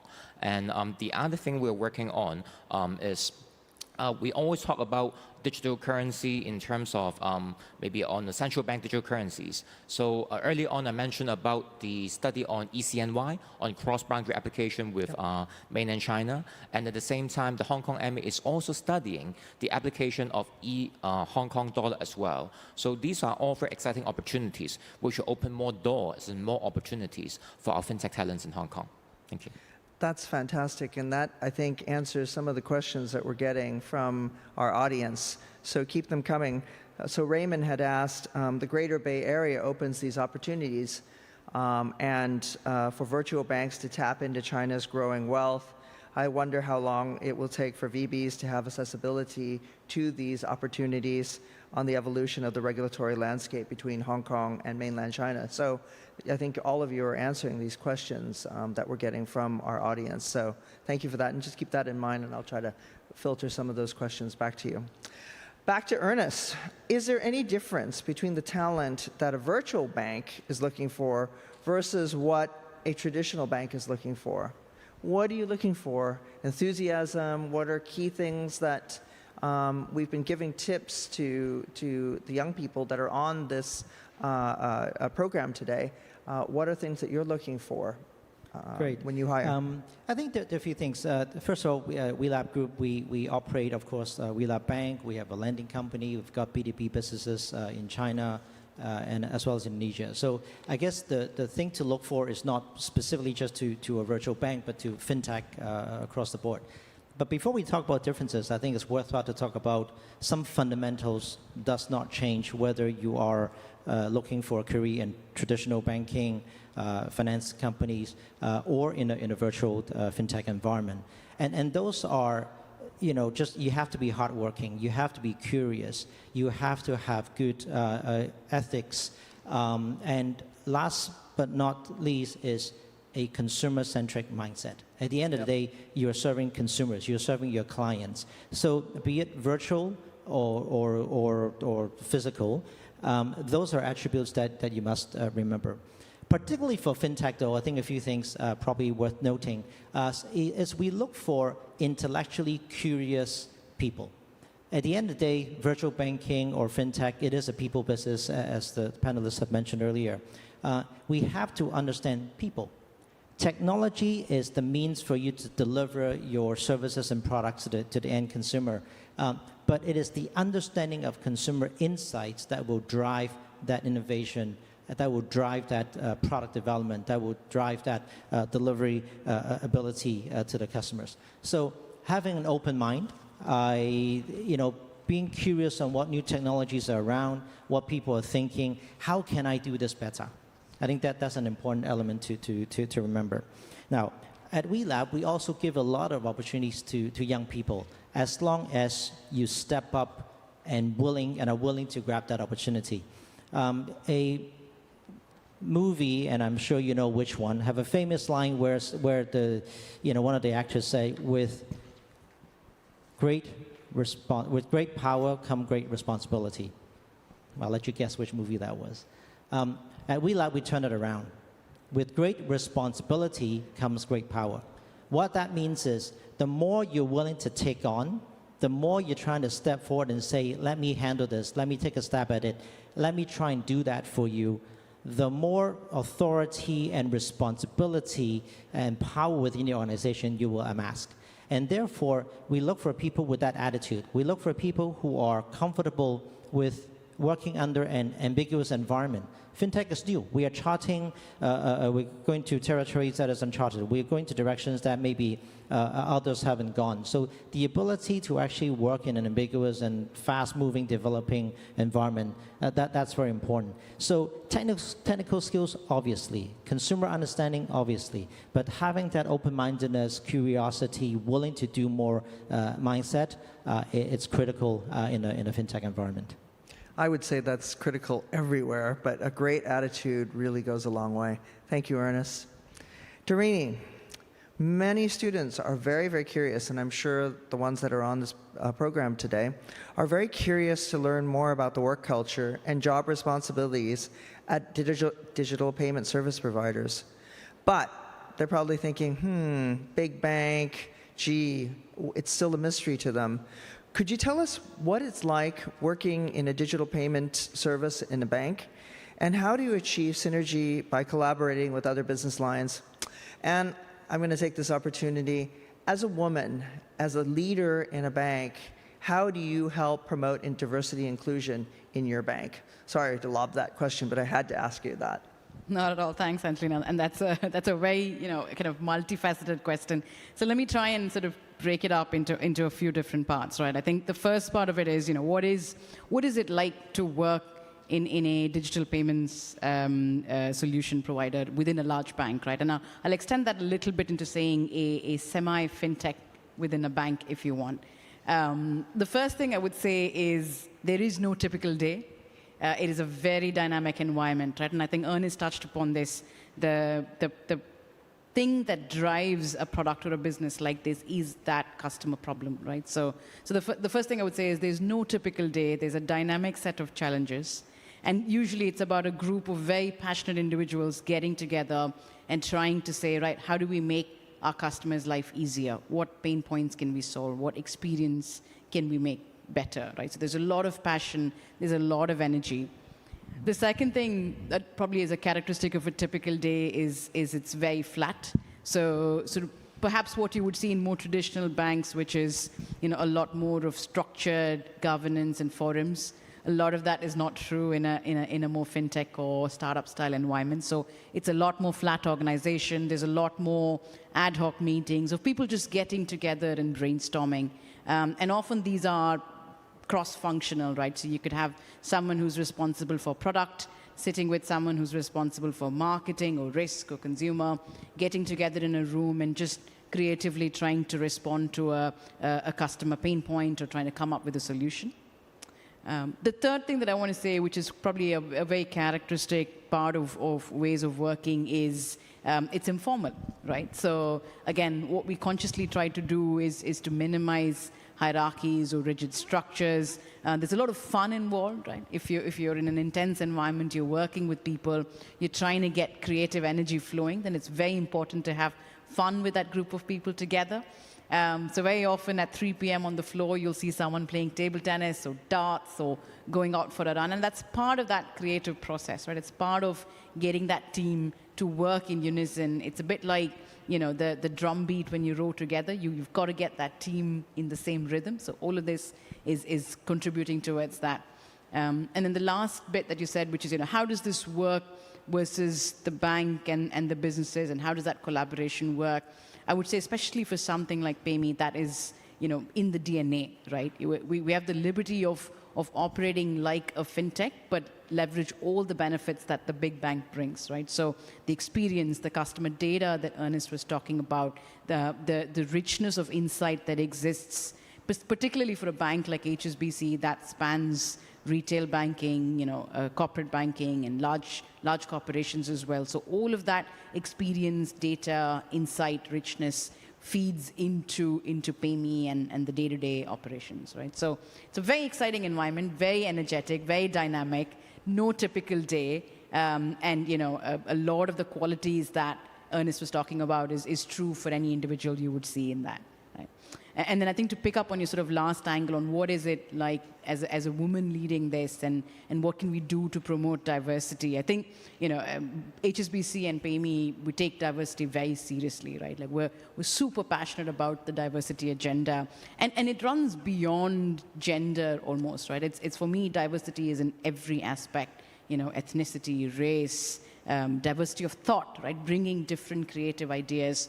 So we consciously try and sort of, number one, encourage that melting pot of ideas, backgrounds, thoughts to come in and power it, but also consciously look where there are barriers, right? Where if we think there's something that's limiting people, how do we hack away at those barriers and make it really easy? So personally for me and for HSBC, I would say it's a super important topic. You know, we take it seriously, and for me, it's all about taking away the barriers and making it really easy for people to come together and solve these problems. Thank you, Jarini. That was great. Now, I have to say, next year, can we have more time for all of these panels? Because there's so many questions coming through. So I've just been told I only have 5 more minutes. So guess what, Roxanne? You have the last word and the last question. So I'm going to ask this question. And I'm going to work in something that Morris, one of our viewers, has just asked too. So I'm going to work that into the question. So Roxanne, we're on our way to a full economic recovery. Hong Kong is doing better and better, and we're coming along quite well. It seems like a lot of fintech firms have not stopped recruiting ambitiously. What's the hiring appetite for virtual banks? And is fintech open to everyone? For example, do students with non-tech backgrounds stand a chance? And just working in Morris's question, I'm studying, I come from a traditional background, I've done a diploma in fintech. What are some of the possible fields that maybe I'm not a techie, but what are things that I can get into? What are opportunities that I can embrace, and maybe some skills that I can learn to get into fintech and move into this area, even though I come from traditional broking or traditional finance? Over to you, Roxanne. Yep, Thank you. 3 minutes, actually. I think quickly, just want to give everybody a sense what a virtual bank, at least at my bank, what we look like. I have around 500 people, 200 plus is on the IT side, so you can say those are fintech.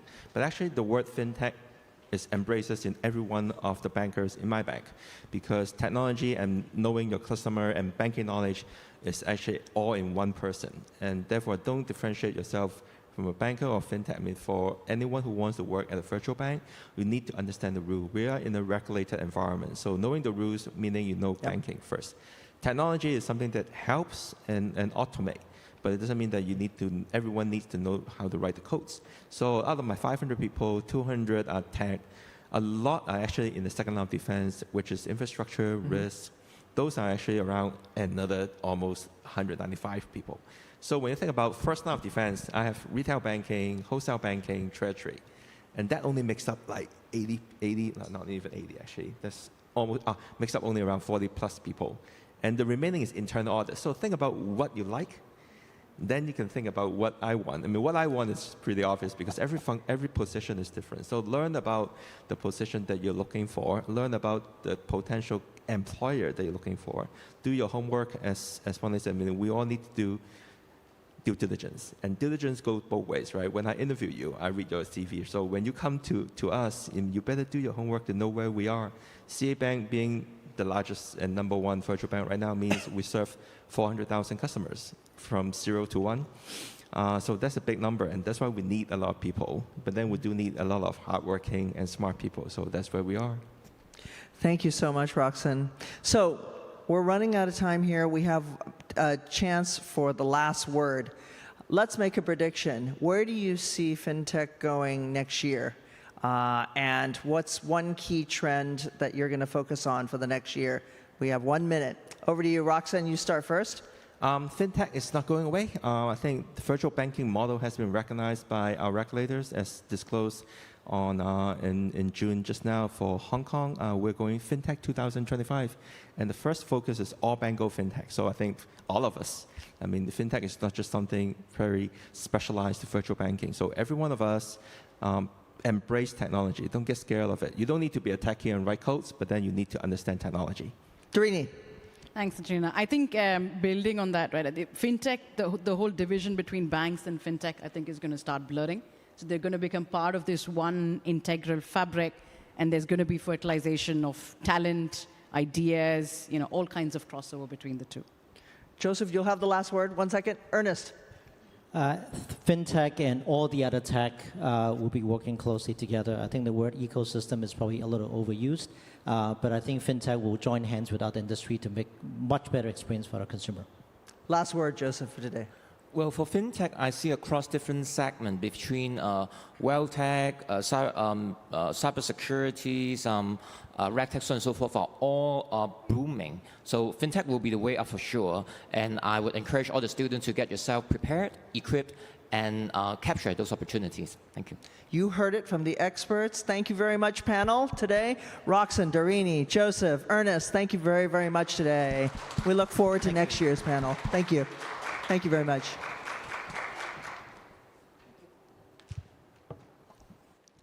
Thank you to all panelists, Ms. Guan, Mr. Chen, Ms. Ermit, Mr. Su, and Mr. Lang. Your sharing definitely gave us a more in-depth understanding of fintech development. Before we proceed to the next panel discussion, we'd like to receive your feedback for this section. Please participate and share with us your thoughts in the instant polling. Thank you. Now, we'll be continuing with the video about the skills you can use in the job interviews.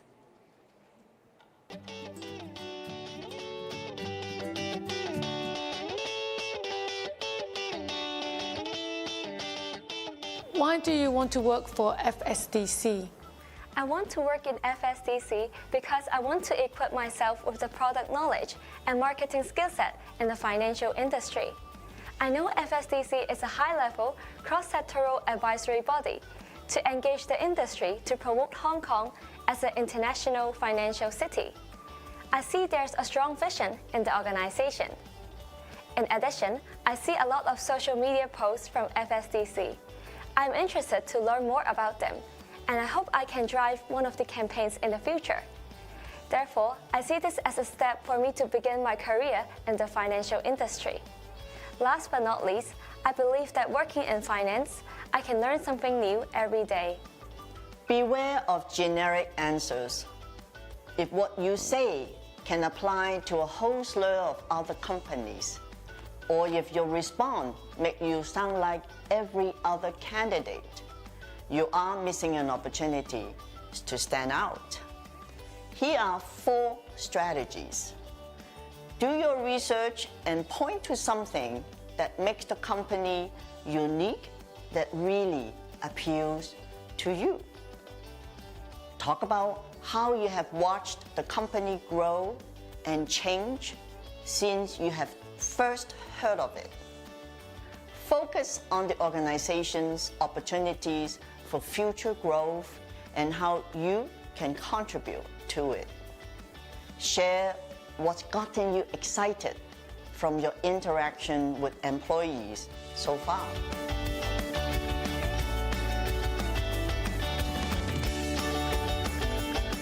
I see that you have completed an internship. What have you learned from this experience? I complete my internship in a bank for a marketing position. It was a great experience that allowed me to better understand the professional workplace and expectations that come with it. I was allowed to participate in weekly team meetings and help coordinate tasks for various events and marketing campaigns. The knowledge I learned and experience I had are highly beneficial for me to be a successful marketer. The internship program is a great bridge for fresh graduates into workplace. The hiring manager wants to evaluate the outcomes and skill sets you have learned from the internship experience. Here are the tips to formulate your answer. Share 1 to 2 achievements. Show any proven record on collaboration. Demonstrate the sense of accomplishment and any lesson learned.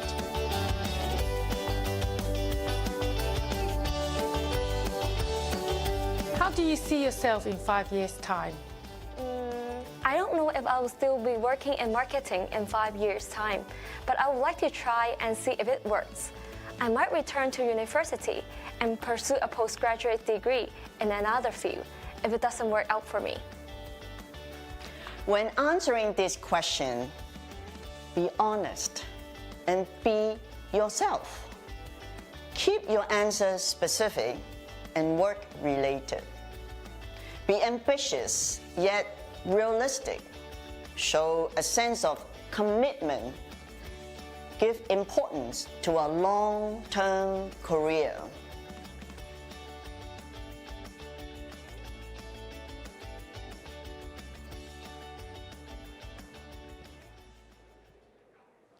Moving on, more emphasis has been put on environmental, social, and governance, ESG, from the investment sector and public in recent years.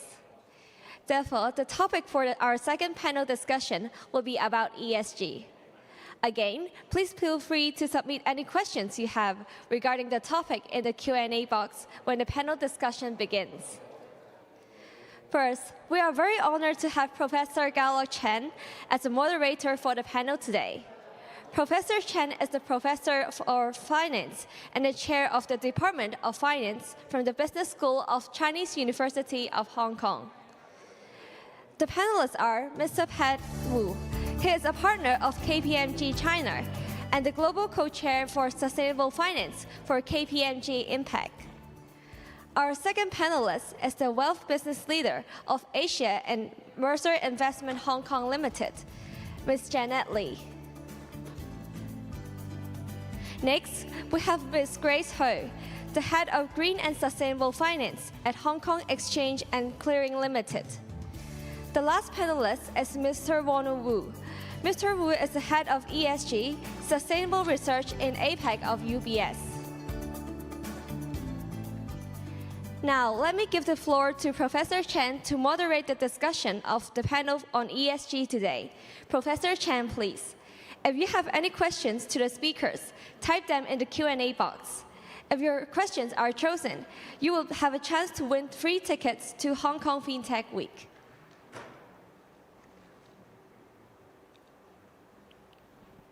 Good morning. Welcome to this panel discussion on ESG. In case that you don't know what ESG is, ESG refers to environment, social, and governance. So basically, we refer to the concept of sustainable development.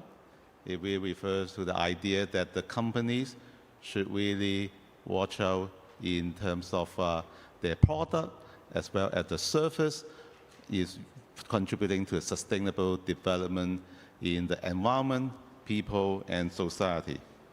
So actually this ESG has received a great deal of the attention from all around the world, and Hong Kong is no exception. We have a lot of significant development pushed by the government, regulators, and also the companies. And so therefore there are really fantastic development, and all this means that a lot of new career opportunities for our students and graduates.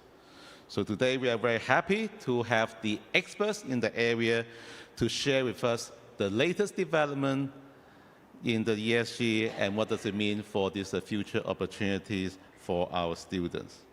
So now let me get into the discussion. And first, let me ask Grace, and that you are from Hong Kong EX. I understand that a lot of things happening from Hong Kong EX side. Can you share with us what are really some of the ESG strategy and the latest development and initiatives about the ESG? Thank you, Professor Chan. Good morning, everyone. And I must say thank you to FSDC for inviting me to join this esteemed panel. The finance sector plays a vital role in the net zero revolution to keep global temperature rise well below 2 degrees C. This will require a massive reallocation of capital to ensure the long-term sustainability of companies and portfolios. As such, stock exchanges have a significant role in identifying and reducing risk, thereby protecting the integrity and trust of financial markets.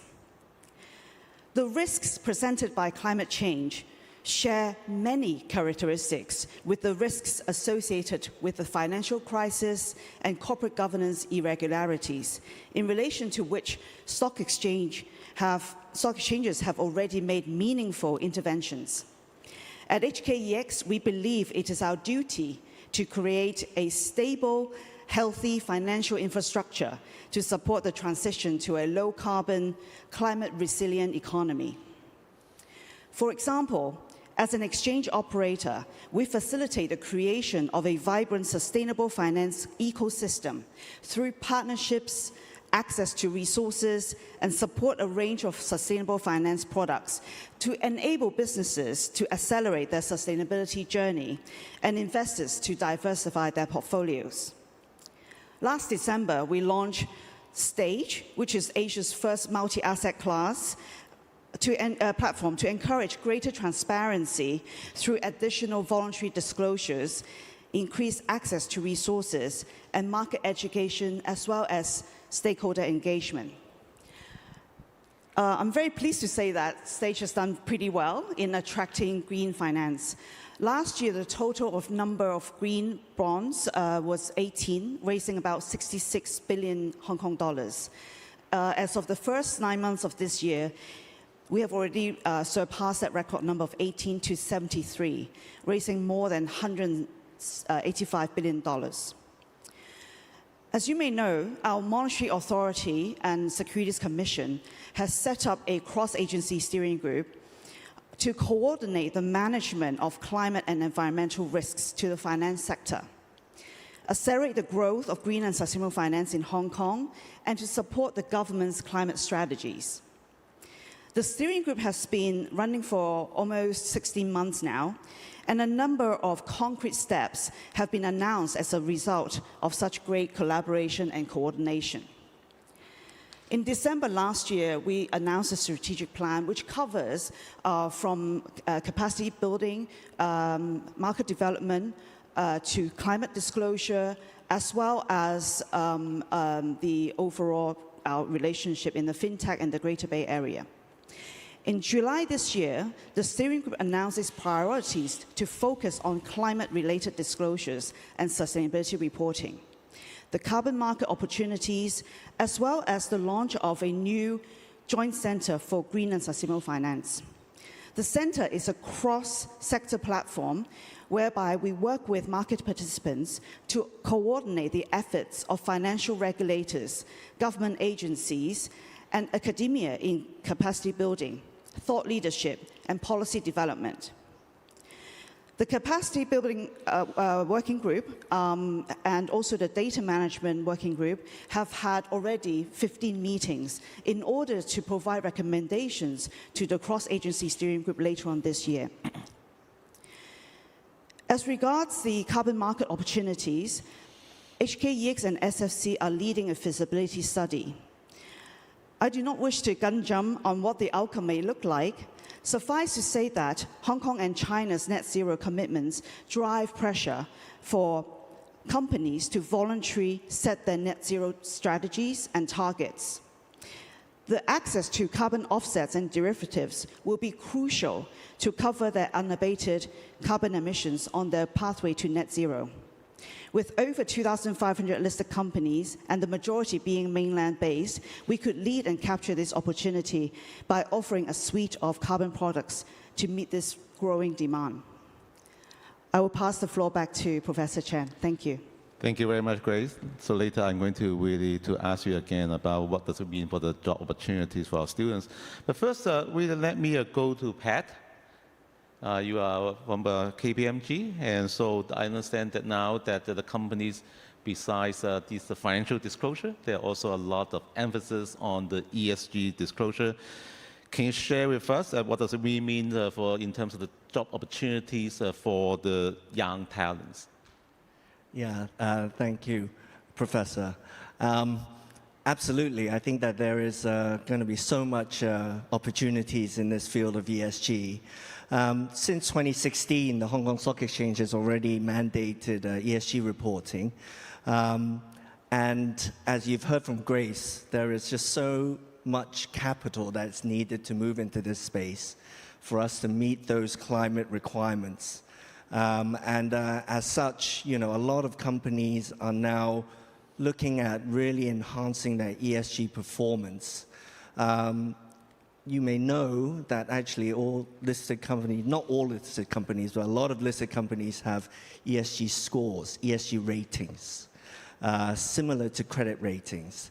And so, now we're seeing that a lot of the listed companies are wanting to really enhance and improve their ESG scores so that they can be at the front of the queue when they're looking for capital. So I think that, not only in that listed company space is this moving, it is also moving in the three sectors that I heavily focus on, which is asset management, banking, and insurance. And the respective regulators have also been requiring disclosures to be made by the banks and the asset managers, and soon the insurance industry. And they will have to do a lot of analysis on the climate risks of their company as a whole. So all of their loans, all of their investments, all of their insurance, how that is going to be impacted by the changing world of the low-carbon economy. So if you can see that, there's going to be a lot of analysis, disclosure, and work to be done in this area. And the final thing I want to say is also that what we're seeing is that the financial reporting space, which everybody is very familiar with, is very much now integrating with the ESG reporting space, which we call the non-financial disclosure space. So this financial and non-financial disclosure space is really merging. And so I'm an accountant originally by training, and so all the accountants go after the International Financial Reporting Standards, IFRS. So a parallel organization is going to be set up called the International Sustainability Standards Board, ISSB. That is going to be probably coming out next month as part of COP26. So with that in view, IFRS and ISSB is going to be sitting next to each other, and the financial reporting and the non-financial reporting is going to be equally important going forward. So I think that there is a lot of stuff that is happening in this space, and there is a lot of opportunities for our graduates to get more involved going forward. Well, thank you very much, Pat. And so I'm going to later ask you about how did the students get prepared, right? I mean, that for this increasing that expectation from the job side. But now let me turn to Ronald. You are from a UBS Investment Bank, and so there's really quite a big development in this financial service side. And can you really tell us how that this ESG development changing the landscape of this financial services? Sure. So very pleased to meet all of you virtually. And thank you, Professor, for the introduction. Maybe before I start, I'll just give a little bit of context of who I am so you know where my perspective comes from.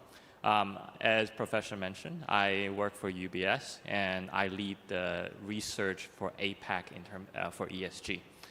In my role, I interact with many institutional investors, and my job essentially is to help them integrate ESG in their analysis, in their decision making. So I do have some perspectives on what the market is thinking and how they're addressing or thinking about ESG. In terms of actual specific work, I would say there are 3 types of products that I generally deliver at UBS. So the first type are the thematics, looking at the EVs, the solar, the green hydrogen, and understanding what are the implications in terms of companies, in terms of the valuation. So that's the first type of product that I do. Secondly, I also look at sectors from a more bottom-up perspective. So if the thematic is a top-down, the second type of product that we do is more bottom-up. So we look at each sector and try to understand what are the key ESG factors for them and how those ESG factors ultimately affect financial materiality. The third type is more along the lines of working with asset managers and thinking alongside with them how they can structure ESG products, ESG strategies. So I would say those are mainly the 3 types of jobs that I do at this time. And maybe just a very quick word about what I do prior to UBS. I used to work at the World Bank, and that's more on the policy side of things. And then earlier in my career, I actually also worked as a lawyer focusing on environment and climate issues. So I do have some perspectives in those areas as well. But I think one thing that a lot of the speakers mentioned just now is how there will be a lot more disclosures coming in from companies, which means that there will be a lot more information. So what that entails is, or what that would lead to, is that it would allow companies to express their values, express their status quo much more clearly. From an investor's perspective, it means more information for us to analyze. And then I think from a public perspective, what that means is also an opportunity for public to articulate and shape how we want corporations to behave. So I think all those changes are very, very exciting. You should be very excited because when I was a student, I never had an opportunity, or the timing just wasn't like that. I would say that in terms of what it means for you is that with more information, it means also more noise, right? So I think one of the things that the industry will need to do is to separate the noise from the signal. And I think having skill sets like that would be quite helpful. You need to analyze what it means from all the information that will be coming in. And I think from a career perspective, which is I think the focus of today, I would say that ESG is such a broad area. You can almost fit anything under ESG, to a certain extent.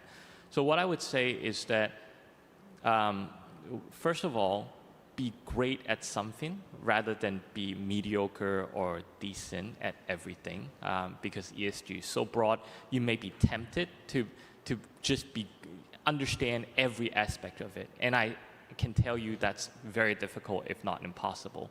So try to be great at something, whether it's environment or social, be great at something, use that as your base to start off and to stand out.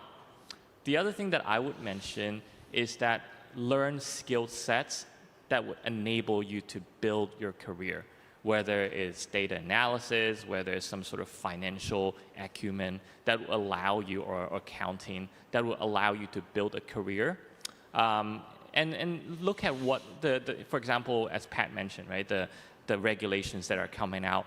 how they are shaping the industries, what specific opportunities may arise, and kind of build off of that. So I think if that's your starting point, you're already a little bit ahead of the curve. Well, thank you very much, Ronald, and thanks for your sharing of your career journey. And so that will be very useful tips for our students trying to get into this profession. So now let me ask Janet. You are really at the Mercer and providing consultancy service to the wealth management industry.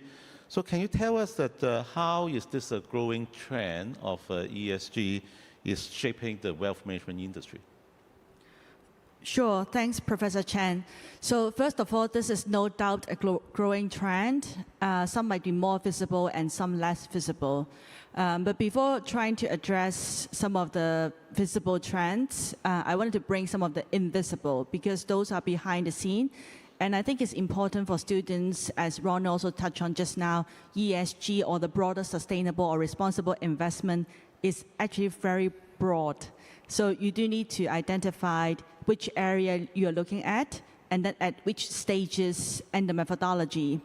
So maybe I'll just take a step back onto a bit of the ground onto broader definition of sustainable and responsible investment. So generally, ESG is the most cited, as Professor Chan also kicked off by providing definition of ESG being environmental, social, and corporate governance.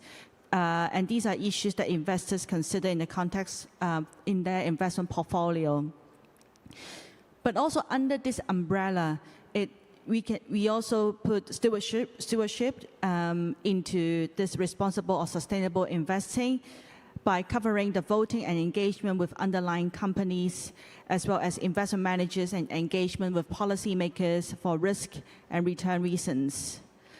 Then, of course, last but not least, another key area that we would generally classify under this RI or SI is climate change, and it covers the risk and opportunities that stem from the transition to a low-carbon economy and the physical impacts of climate change, just like what Grace said in her part earlier, the focus on climate change.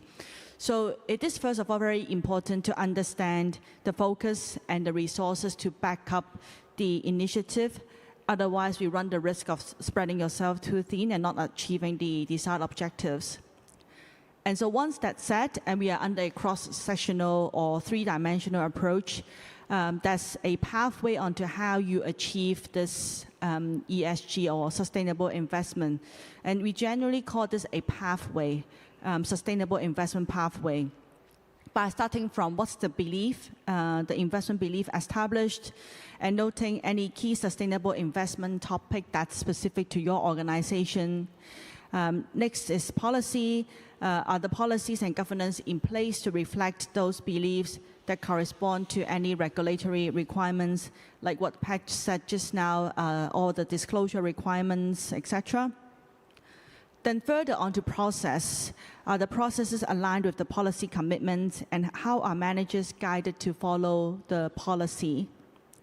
Then onto the portfolio itself, often it's more visible, and we will be looking at reporting and monitoring in place to ensure the practice aligns with the policy. And once this pathway has been set and it's been gone through, then we applied it into the portfolio. And so I think there are a few approaches that are more well-known, some might be less. One being integration. Are ESG risk and opportunities like climate change and DEI be part of the investment decision? Then number two, stewardship, as I mentioned just now, is also under this umbrella. Is there a clear approach to voting and engagement in place? Then investment, sustainability themes, solutions to energy resources and social challenges, part of your strategy. Then last but not least is the robust and defensive screening framework in place. Is it being monitored? And so as you can see, by trying to address the question on whether this is a growing trend in the industry, you will see that beyond the visible part on the product and the investment side, which often is more transparent to the investors, back end there are a lot of process.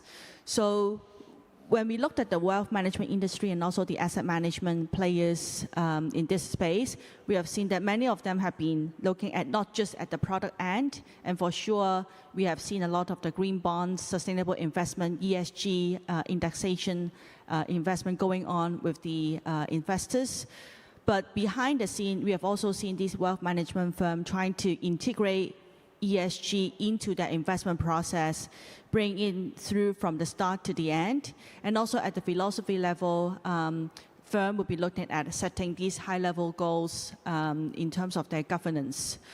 But overall, I think this is still a learning process for everybody. It's very rare to see that any wealth management firm has done it according to the whole framework I just described from start to the end. But gradually, we are seeing more and more of them starting to put in place these process, systematical thinking behind this, and of course, then is the product launch and the investment outcome. Well, thank you very much, Janet, for really your sharing, so that we understand better about that the integration of this ESG consideration into this wealth management products. So for the viewers, so in case that you have any questions about the ESG, I mean, for our speakers, that you can type in, and then later I'm going to choose a couple of the questions and then to ask the speakers. But before that, let me have another round of conversation with our speakers. So let me go back to Grace, and because previously you shared first about the latest initiative of the Hong Kong EX. So we also hear about from other speakers about this ESG career opportunities.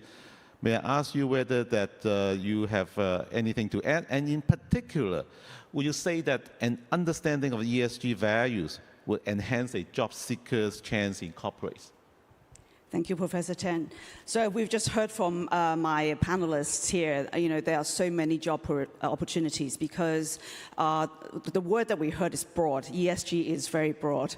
And it goes on to also obviously cover the financial elements of it. And there are many, many job opportunities and across many, many industries. It's not just about the finance sector. So for example, in the food industry, plant-based food is being created. So if you are into catering, you can think about more tasty way of making these plant-based food. If you're into technology, there are people looking at cloning, Wagyu beef in the lab. And so, when we think about industries, not just about the finance sector, but clearly, since this is a Financial Services Development Council, we must focus on, the investment opportunities. We need climate scientists to be able to explain to financial analysts how to look at decarbonization strategies, for example. We also need, civil engineers looking at maybe building renewable, plants like wind turbine. How do we assess the environmental impact that may result from proceeds generated from the green bonds? For those that aren't able to raise green bonds, they can think about sustainability-linked bonds. And again, these metrics are not just done by financial analysts. We need a lot of help from people who understand the different types of environmental aspects. And also the social impact as well. I know we talked a lot about the E, but the S and how to make sure that the projects is free of forced labor or child labor. That's also important, managing the human risks. So I think ESG career. I think so long as you have a bachelor's degree, and then you have a certification or on ESG, that would be helpful. There are many courses online that you can do. And then our Environmental Bureau in Hong Kong has already publicly said that there'll be thousands and thousands of jobs that will be, that they will be offering in this environmental field in the horizon. So I would say that before you start looking for jobs in sustainability, think about your personal interests. Think about what your passion is in, and then that will give you kind of the oomph to find a way to think about sustainable business practices. Thank you. Well, thank you, Grace. And so now let me turn to Pat. Actually, that some of my students have been asking me. In fact, they are aware of these ESG opportunities. In fact, that they ask how that they can prepare themselves better. Of course, they can really take some coursework from the university. In fact, I myself are also teaching some of the ESG courses. But they said, how can they get better prepared, and also whether there's any professional qualification that they can gain in order to get the recognition. Yeah, thank you. And I just want to kind of like echo all the speakers in terms of kind of like ESG so broad, right? It's many different things. Although at this point in time, I think the climate narrative is being put really front and center. But I think that, it isn't a professionalized industry or qualification yet. And hopefully, later on that it will be a bit more professionalized.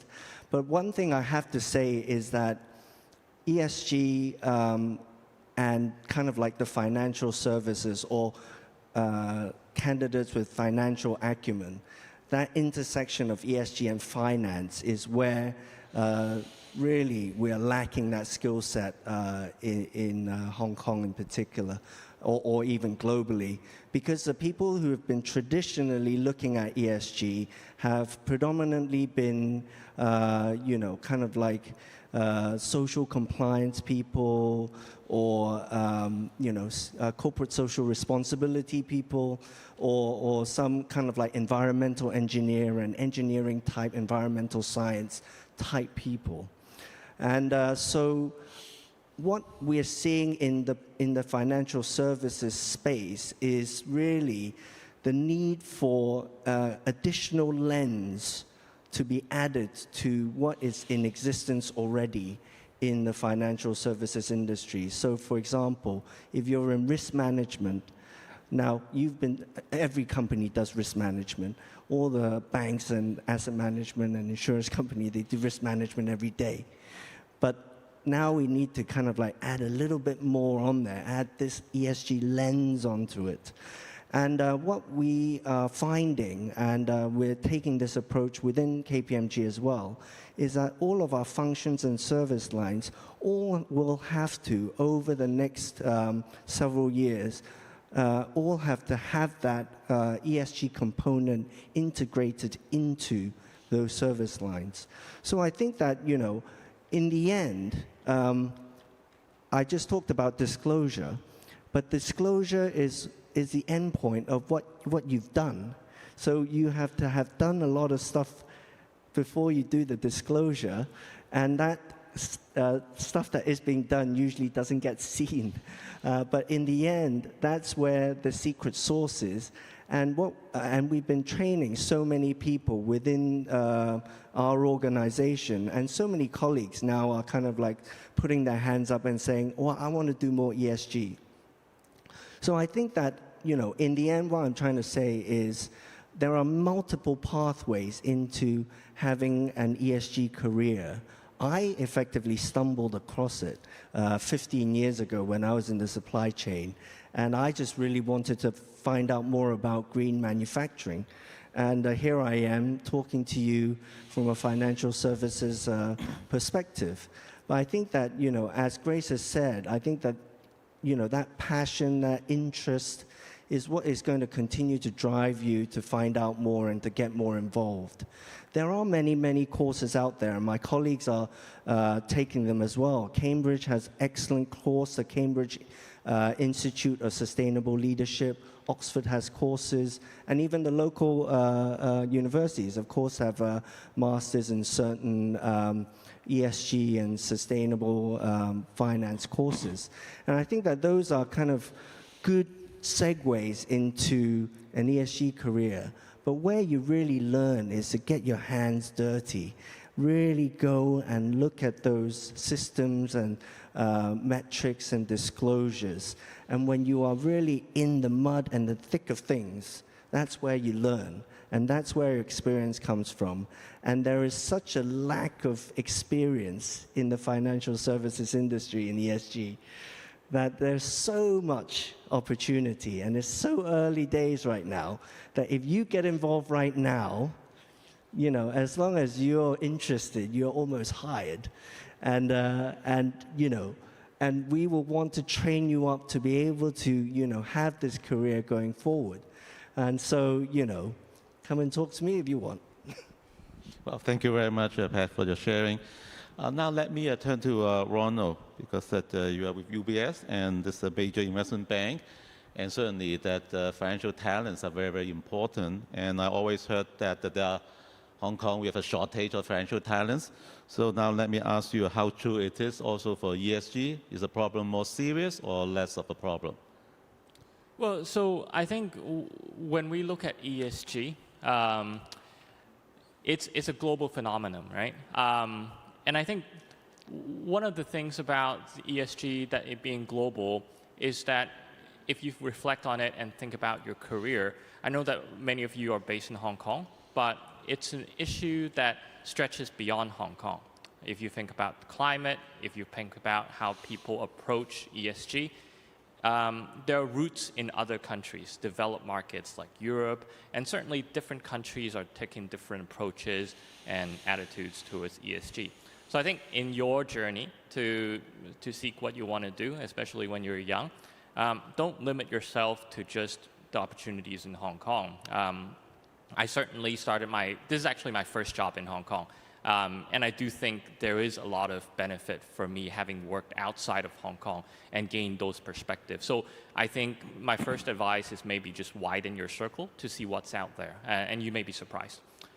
At the same time, I think Hong Kong is one of the best positioned place in terms of ESG and taking advantage of that global theme. Of all the places that I've worked at, I think Hong Kong is probably the place where I was able to absorb views from maybe more on the APAC side, but also a lot of perspectives from the developed markets, maybe from the Western. So that kind of East meet West mentality may be a little bit cliche, but I think in ESG, certainly very true in Hong Kong. So I think it's very, very well positioned, in terms of looking for opportunities like that. In terms of what you do, I mean, I like what the speaker have said. I don't think there's any magic formula. When I was starting to do ESG, there was no formalized pathway, and I think, as Pat mentioned, there isn't one today. So I think what you would probably do at this point is just build off your resume, build off your skill sets in an incremental way. So do it little by little, and then you will, once you do that, eventually you stand out. But I agree that there is a lot of demand for talent. UBS, we did a survey earlier, and we looked at the asset managers who are committed to do ESG. And we were a little bit surprised to find out that actually for the managers who are 10 billion in AUM or below, actually half of them don't even have one ESG person. So that just shows you how much the demand will be. So I think there's a lot of it. It will take your initiative to go after it. But I think the world is your oyster. Professor Chen, may I just supplement what Ronald just said? He said outside Hong Kong, but we also should look at the Greater Bay Area because the central government has designated Hong Kong as the Green Finance Center of the Greater Bay Area. And with support from FSTB as well, they just launched a finance talent program, which I'm sure the Secretary will talk about it later. I love the name in Cantonese, 金融才俊, but I also think that they should add also 金融才女. Thank you. Well, thank you. Yeah. That's very important. So now let me ask Janet, because we heard the speakers, now that we had this ESG emphasis, and of course from the wealth management side, and then you also mentioned now that the investors, besides looking at the financial performance, they're also looking at some of the ESG metrics. So may I ask that is this kind of a short-term phenomenon, or do you think it's going something to last for long? Thanks, Professor Chan. So surely this is going to be a trend that lasts for quite a number of years, especially now climate change is one of the key global systemic risks. So I don't see that it's going away over the near term. And so any young graduates, 金融才俊, 金融才女, who aspire to be entering this space, either corporate or anybody in the industry, because I think we are basically short of talent in this space, and because first of all, it's a space which is pretty new, so it is very key that we continue to innovate and think of new ideas. So Grace also mentioned about passion. If you are passionate, that's number one. And then number two is that it's ongoing shortage of talent. Then therefore, number three is that we need innovation in this space and we need new ideas. So don't think about whatever you read today will be what you'll be doing in 3 years' time. But think about what you read today as your foundation to build up your knowledge. Then further think about how you can apply this into this evolving landscape with climate change and other issues coming to play. Okay, thank you very much. So I understand that we only have 3 more minutes. I'm trying to look at some of the questions, and so I'm going to pick probably one. This question, because that is being asked by a few viewers, so therefore I think it's very important. This question is coming from Wayman Lee and a couple others. Basically asking the question, so we know that this ESG is very, very important, and that, so what are really the challenges that Hong Kong are facing in developing this ESG further and faster? So any sharing from the speakers? It is what we've been talking about is actually talent. And also the other thing is data. But I'm pleased to say that, as I mentioned earlier, that the cross-agency steering group launched the joint center, and there are 2 working groups working really closely on capacity building, focusing on talent. And the other is the data management group. You know, we're looking at what kind of data that can generate more people to be involved in the green finance industry, what they need to have more products and services in order to address climate change. So I'm hoping that with the joint center that's just been launched, that we will have more information, resources, as well as research to share with the public. Thank you. Any other sharing? So I think that, Hong Kong is really at the prime position, as Ronald and Grace and Janet has shared, being a international financial center, East meets West, Greater Bay Area, financial hub. We're really primed to be in that position. And I think that there is a lot of policy drive and support to make Hong Kong a green and sustainable finance hub. So I think that fundamentally, to be honest with you, I really feel that the train has left the station, and it's a runaway train that is going to be going on for decades. I think that there is no doubt that it's going to be such a lot of business opportunity and career opportunities that, but sometimes I'm still having these very kind of like are you sure what is going to happen? Is there any money in this? Blah, blah, blah. You know, all this kind of talk still. And I just kind of like, you know, I almost want to say that this is already non-negotiable in the international business community. If you don't have this, you cannot survive. And I think that that is really the mentality that we need to have in Hong Kong's business community to be able to maintain this pace and maintain the pace of the international market to drive in this direction. So I hope that, you know, there'll be less and less of this, well, are you sure, is this, I don't get it, or whatever. And really kind of like just know that this is coming, like it or not. Well, thank you very much. Well, unfortunately, time's running out. I wish I to ask more questions about the future development.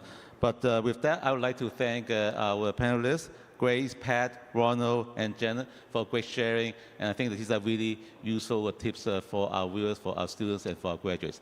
Thank you very much.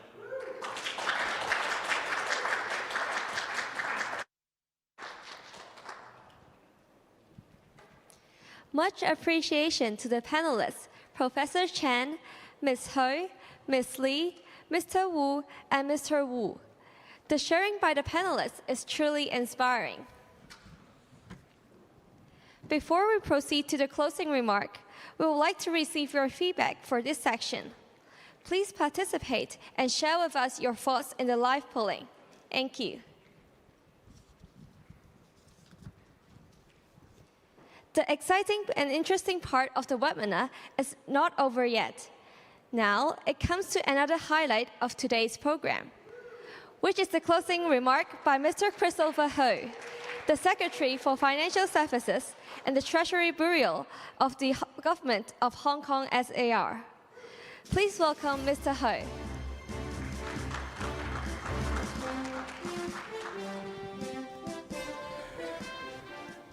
Chairman and students, friends, ladies and gentlemen, I'm the last one to speak, and I understand that there's actually a CV clinic after my session. So to minimize this gap in such a way that you can get to your job sooner, I'll try to speak shorter. So in fact, I understand today's program is actually very fruitful. We have Bonnie sharing her own personal stories, and also we have two dedicated theme panels, one on fintech and one on ESG. And that reminds me of a Chinese proverb or a Chinese sentence, which was actually deployed by one of our famous philosophers and also diplomats, Wu Shi. And actually the quote is like this in Chinese, 為學當如金字塔，要能博大，要能高. So it's like for academic pursuit, basically it's like a pyramid. It has to be tall in height and also broad in base.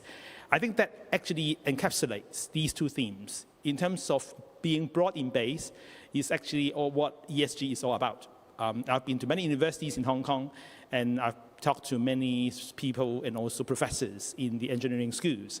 In fact, many of those professors are looking for broadening the opportunities to their own students in such a way that the graduations, jobs that they can take will not be confined to engineering jobs in the power companies or engineering companies, but could be in ESG, because many of the engineering skills, scientific skills and research skills can be rightly applied in how to take companies more green and also how to devise methodologies or schemes in order to take the companies to the next level of ESG development. So in terms of broad knowledge, I think ESG is the key, trying to broaden your understanding of the world and also understand how different parts of the world, from the technical perspective, socio-economic perspective, how they work together.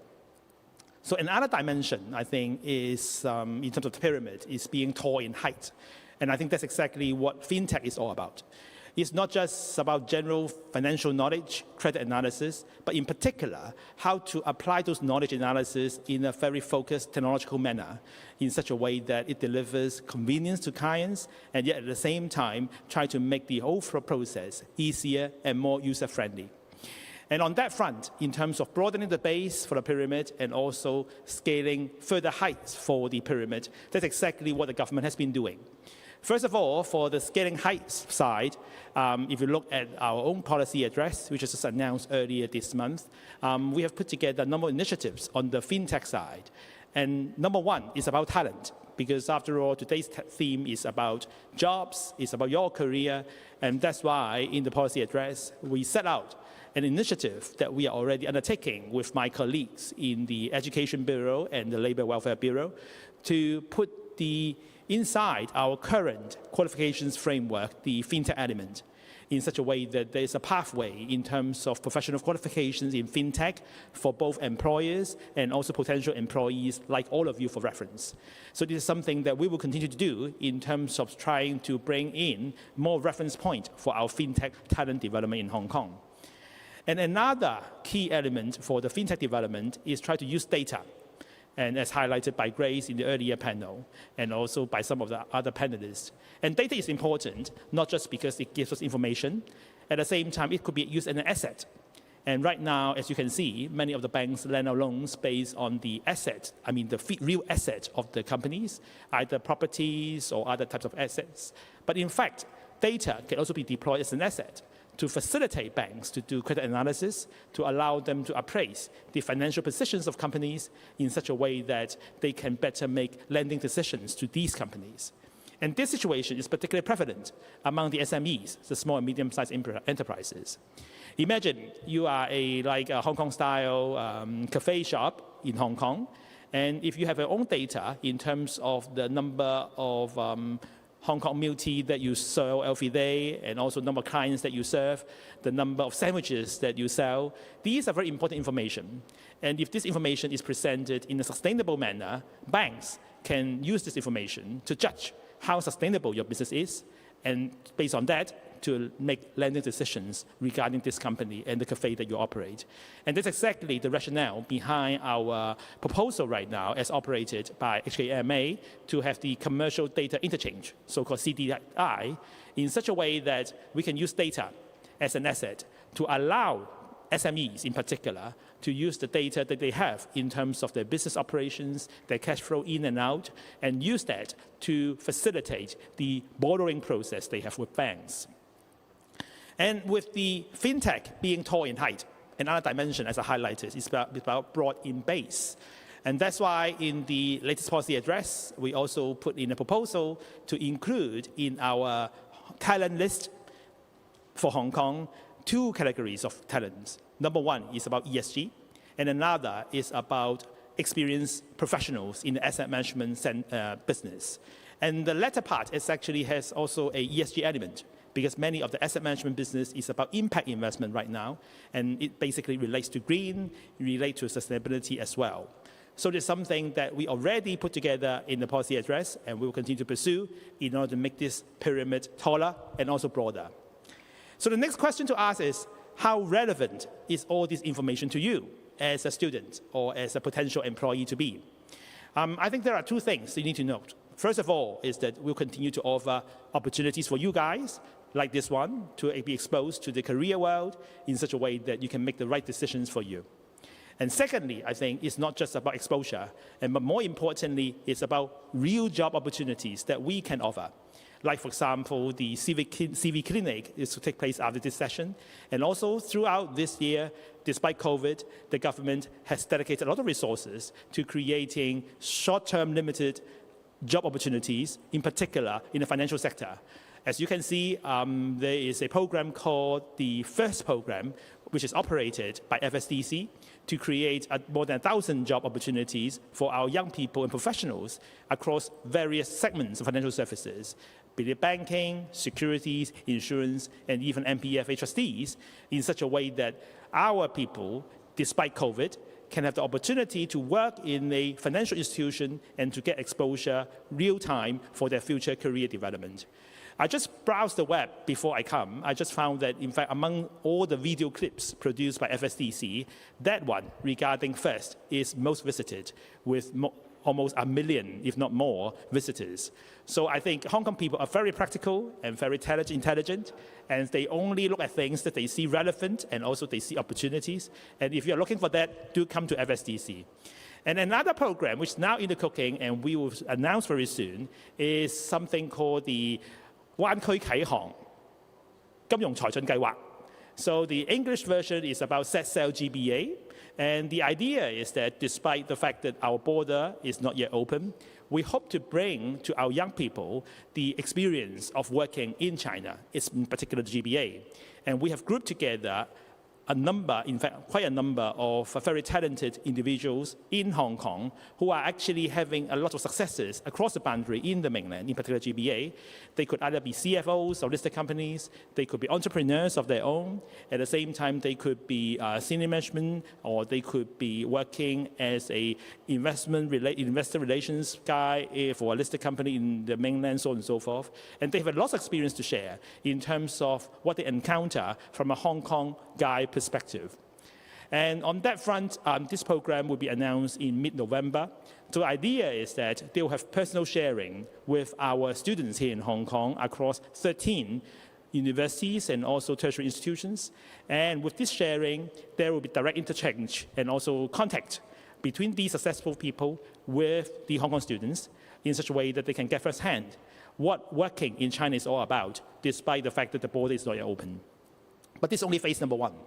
The phase number two of the program, which will last 5 months, is to allow the students who are interested to have job shadowing opportunities with these guys in a real-life setting in such a way that they can know day in, day out, and the daily challenges that they encounter in the workplace. This is something that we announce very soon, and hopefully we can also get support from you guys when you can check with your student affairs office in your universities to see how the scheme will be rolled out. So all in all, if I may, to conclude, the life is, after all, is a pyramid. It's your choice to make it taller and broader, and opportunities are abound for you to grasp. Thank you.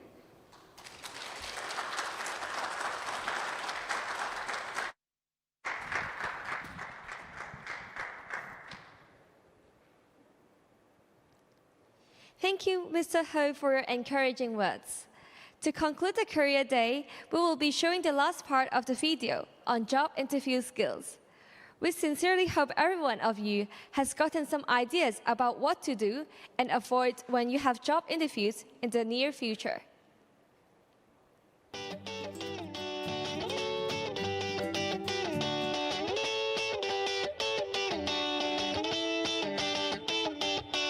How would you describe your strengths? I am a good listener.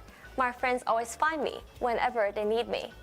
I am happy to listen from them and provide advice to them. I am a cheerful person, and I enjoy organizing events for my friends.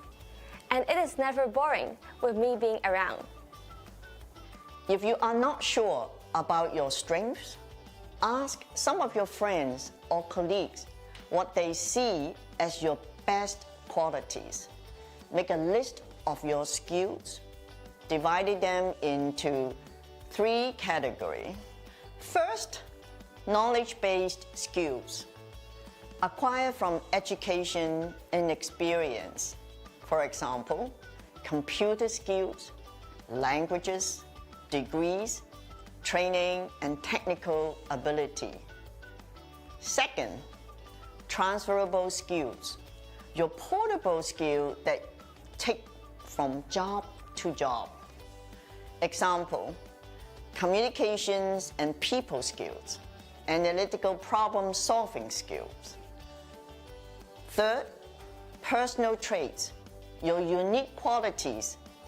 For example, dependable, flexible, friendly, hardworking, expressive, formal, punctual, and being a team player.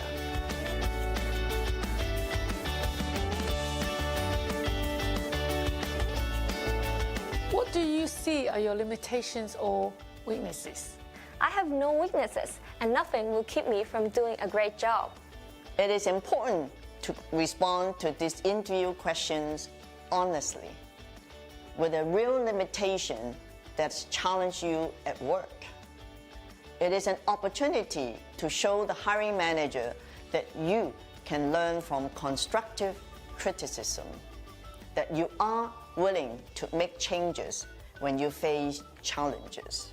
and that you can pick yourself up and dust yourself off when you fail. Pick a skill, trait that you have actively working to improve. Describe how that may have presented a challenge in the past. Talk about the actions you have taken to improve it. Showcase the result you have gotten from your actions. Share about how others have acknowledged your progress.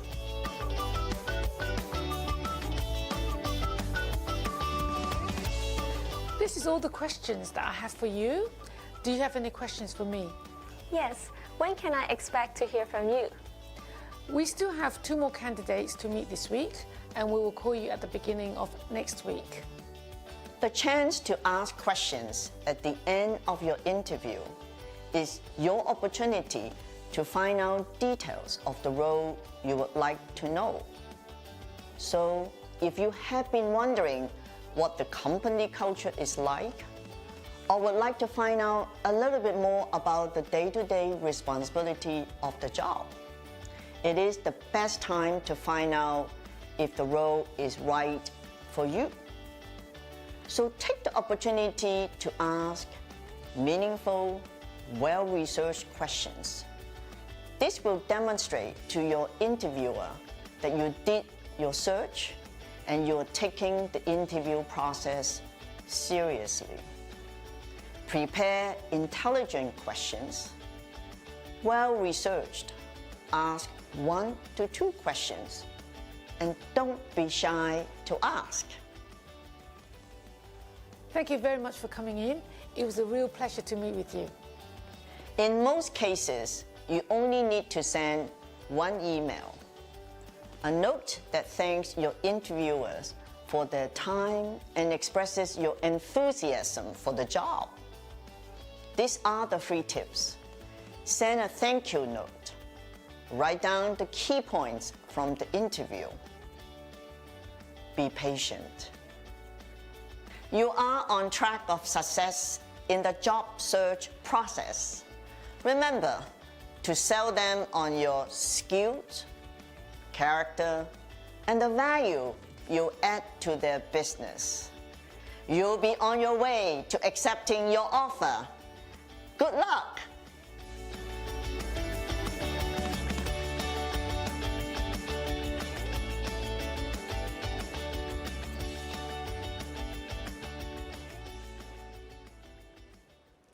We are now approaching the end of today's conference.